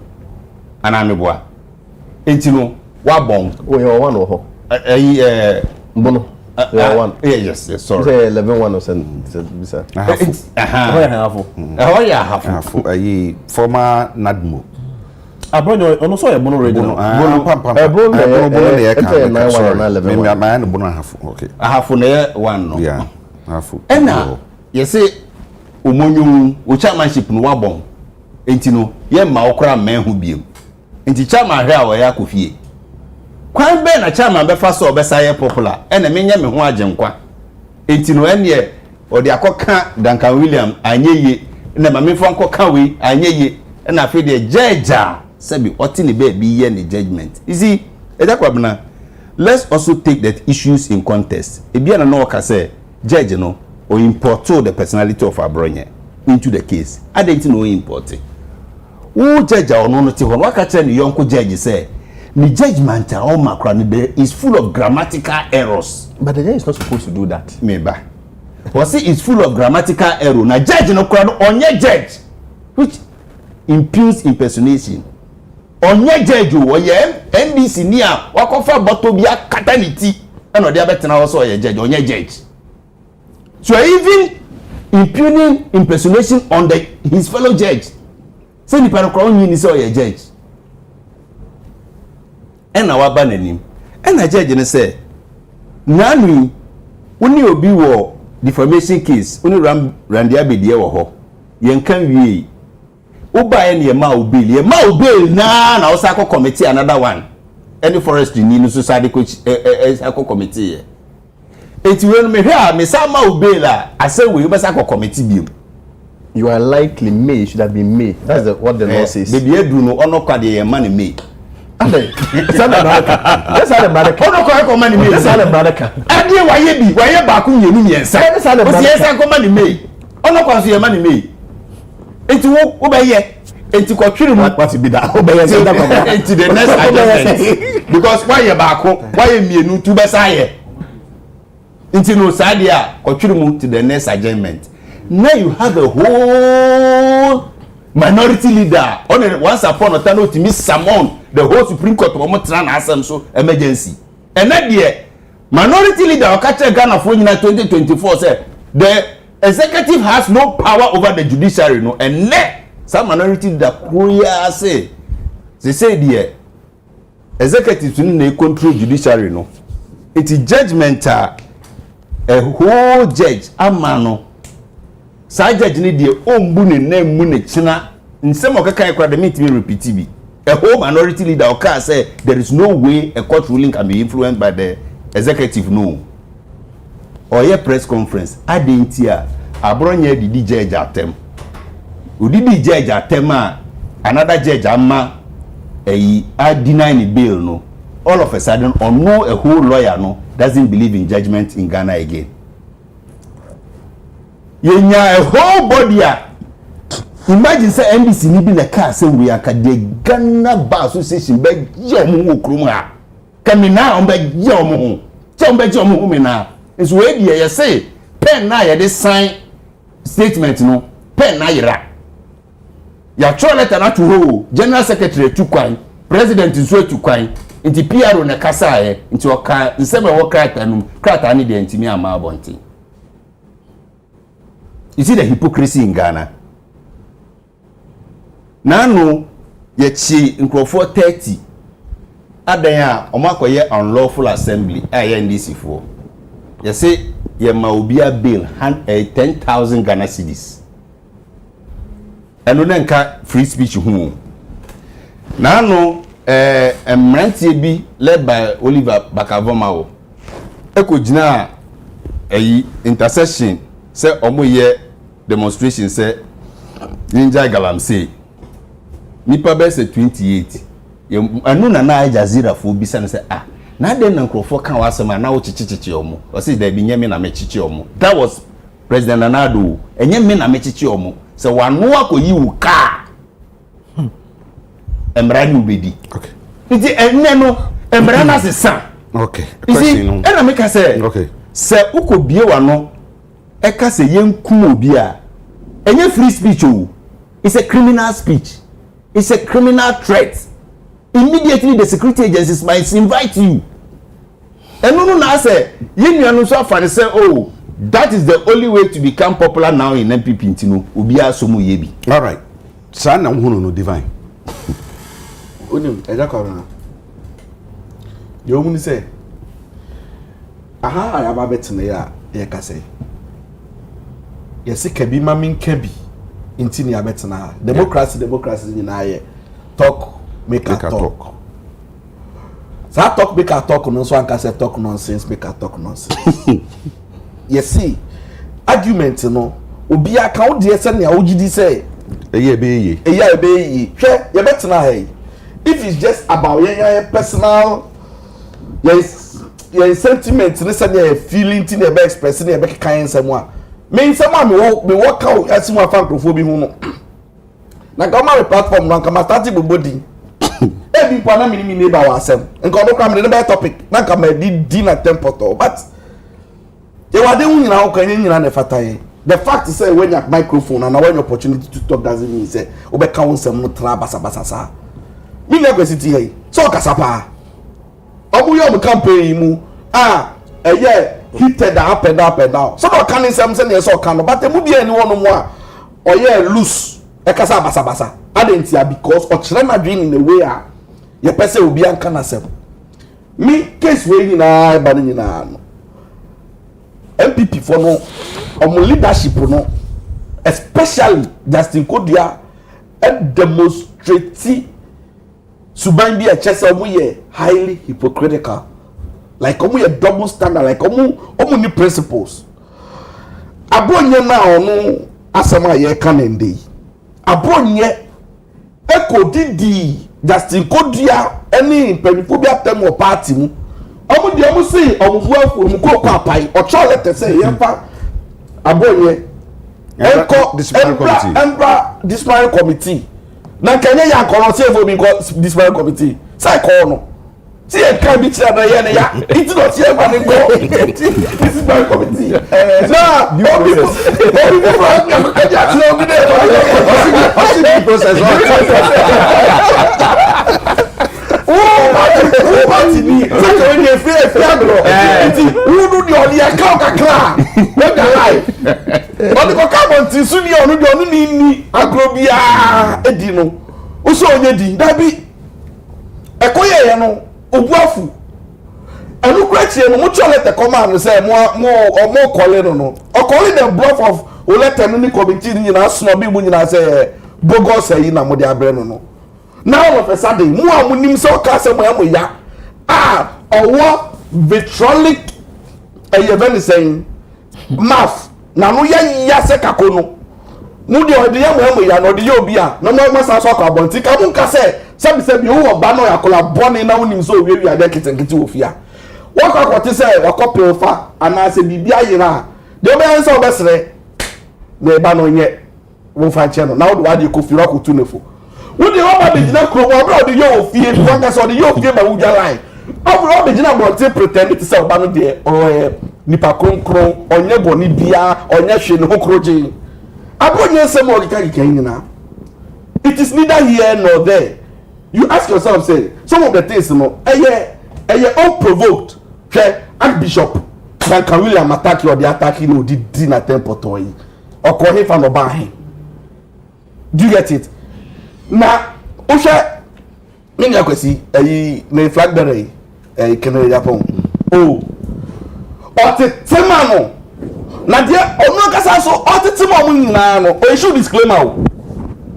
Or see, as someone making. Any party for some na America. Mo bia me gina no Miami station, de me pe na America. Na wakoko ke kan nsem hunu sebi awia. Mo ankosa so mo party makoko gina akire. But me I know where the game is coming from. What's in the meaning game ni free? Game ni say penny ni fie sesi ameno kase. I don't think it's a fair comment. One penny. You have the leader of the party. Who is the leader? We have a flag bearer. Where is the national chairman? Oh, say we're acting. Acting. So yare dey see General Secretary. Wait, acting no so be complaining say mo regarding no. Does that mean not because about? Boko yeah president akotia. Say wo ko to say eja eto nya mo. Say kesi mi yo mo. Na chere bi. To ba sa na mo dey ebe. Akotia papa isa mo na ko. Mo mo ga sa ka di hotel ni na. You go. I see on acting chairman. Ebe akotia no guess Agya Obi ababi no see the command student mattress Reported me I just want to say come on here class reported na what was on me on report on on TV so on the kind and this on see on the kind on TV so interview me on see the job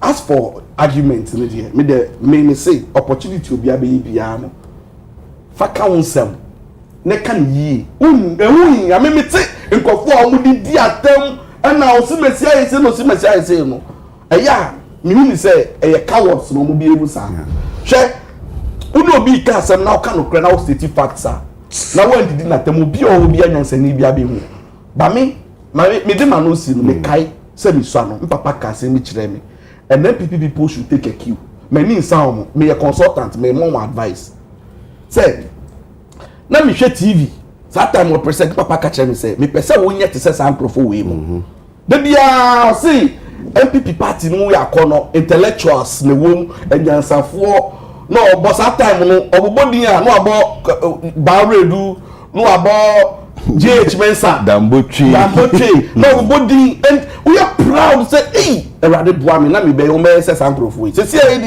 dey dey be dey fu say o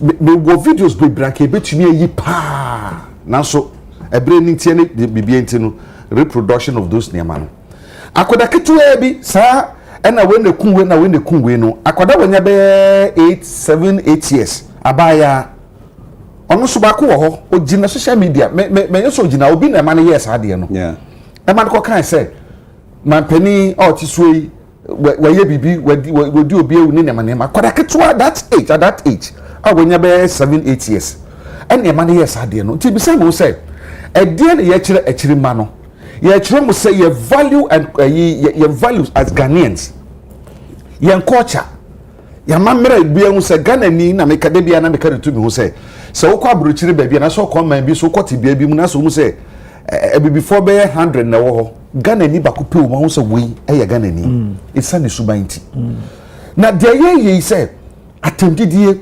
empuatwa asem nipa ne beka no hu otie betumi ka so de twɛn na obi hu because twɛn na obi hu o de ko police station asem ato me yeah because wo set o de o de twɛn na obi hu sa twɛn na obi hu no e bi a ebufo na me de kan e bi kura nka mama oska enso so far asem aka twɛn na obi hu no e threat ma threat wa brabo na obi betumi aka say asem ese kunwe obi ntin kumwe obi ntin ayi say hu sa no your value and your set Ghana for no you dey 3 minutes ni sorry Agya Kwabena question now bisa me a question na mu yedu yenyini yeso anyina se abofra wo hu panyi a osonyo mampo ane egiswa yeah se wotikam na panyi abedwane a utumi sorry ma panyi ni tinase ana akonwa so yakoni yakoto adie mpo de ma Ghana fo me ka be si question ne so de ma Ghana fo ye Ghana fo na ye desi ye Ghana fo se me wo ki mu a me to aduane na panyi e ba be dwan ki wo wa oh da mpacha wa mpacha oh ye da de ma no Emma yehu ye say ye Ghana for. Yeah. You see, idea friend is a culture. A kwanya ye faso tena ya mamre ene ya manie.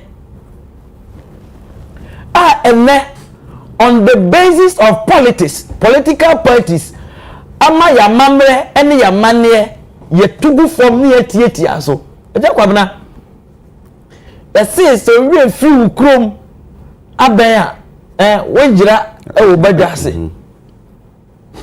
Na baby a yakɔ no ye wi free ye ho. Unim.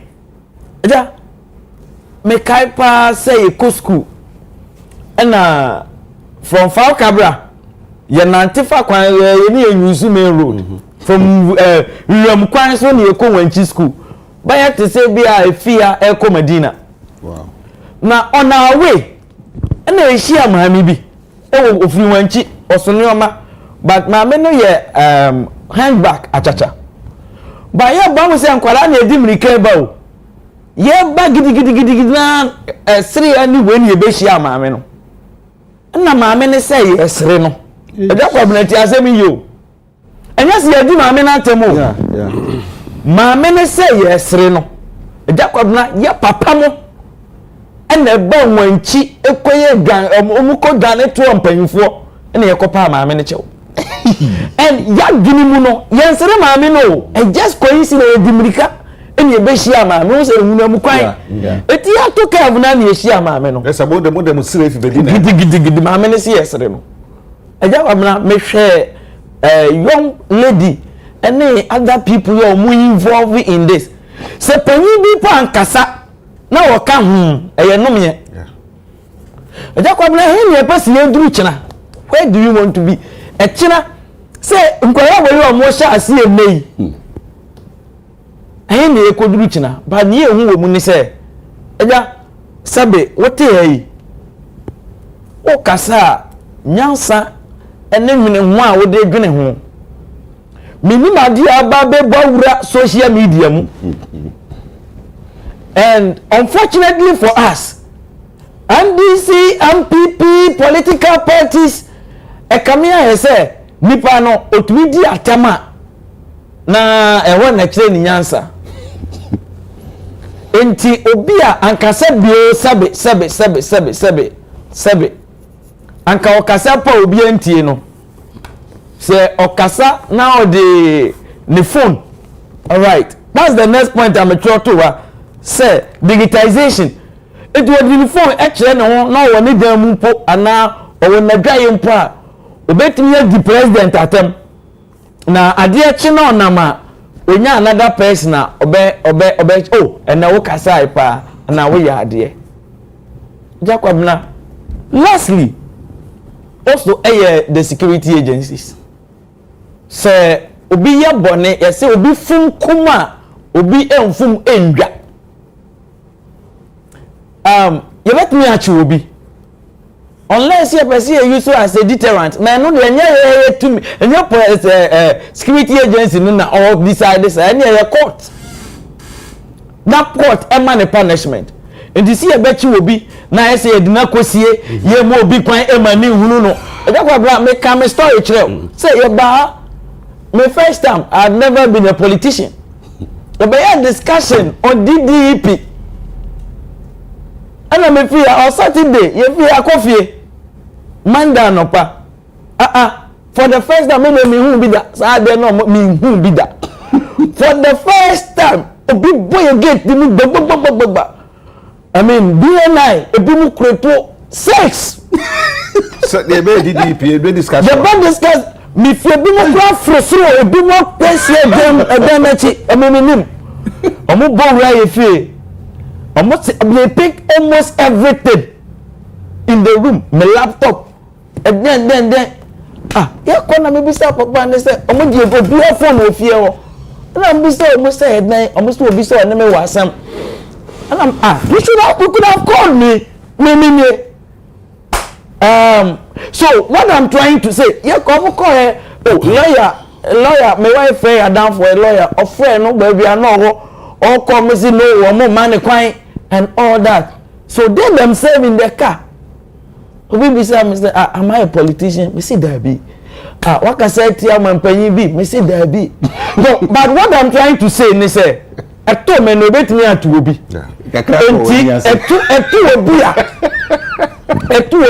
I don't want us to make a cry on. Every one of them, every one so. Obi bet me hide. Obi empower them.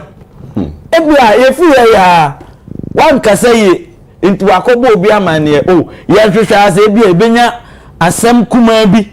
Edi agina so edi atwe no abe display a kind of BB.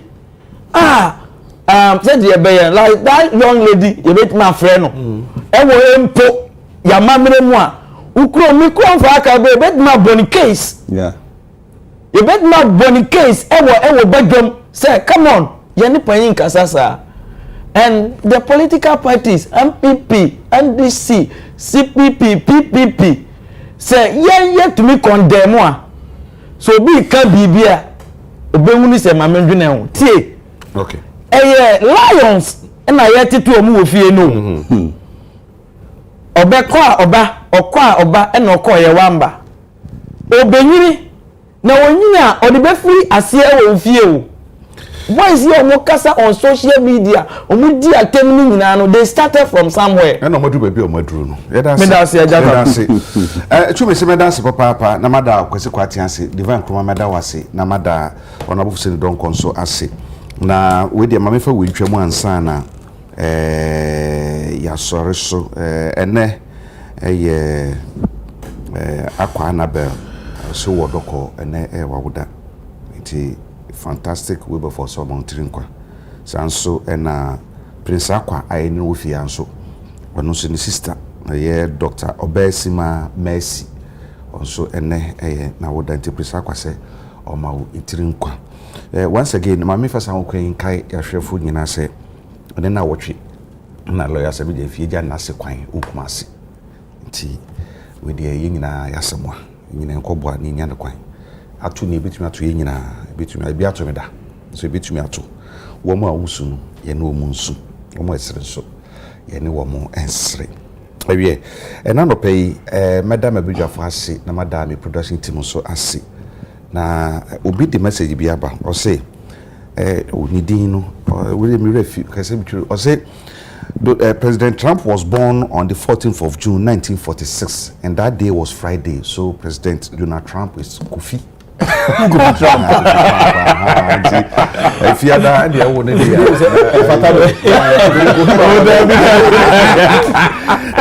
no yes sorry sway Kofi baba say the dey na make no hwe ye twie mu tan wadwan ne say okohunu so no atifi isu fi no ababa nafo wadwan no se ma me hono no me nse no me fa wudro ngum fa didi ti ngu soro ho na me nwane mra dan ha nso no be sane abadan ho e ba nso no banu bi twi mu tan ade bi so azu start to koso no bon la na nso de gugu mu no e wo ho pa enti yes na ke bi se be videos bi na bi no mu kwatre kwa man pedifo pa kwatre kwa ena na omunufo sense ne fu kwa spy ena na sense wo no di wire ne gugu sa ni nyina emo akura enti ye de be sia ma me fa sa ko emma Ghana Standard Authority for ni adwuma se wo motumi akọ sa factory na wo mo ye mattress anya proper mattress. This is a bra I say to me so ne hwe say enwuma ko mo so called free zones o mo ye enwuma ne bi sa se de o mo so mo ye no eno no mo ye ampa ana ide de Agya Kwabena ye ho ya doma da se ne bi hia akra mo nyina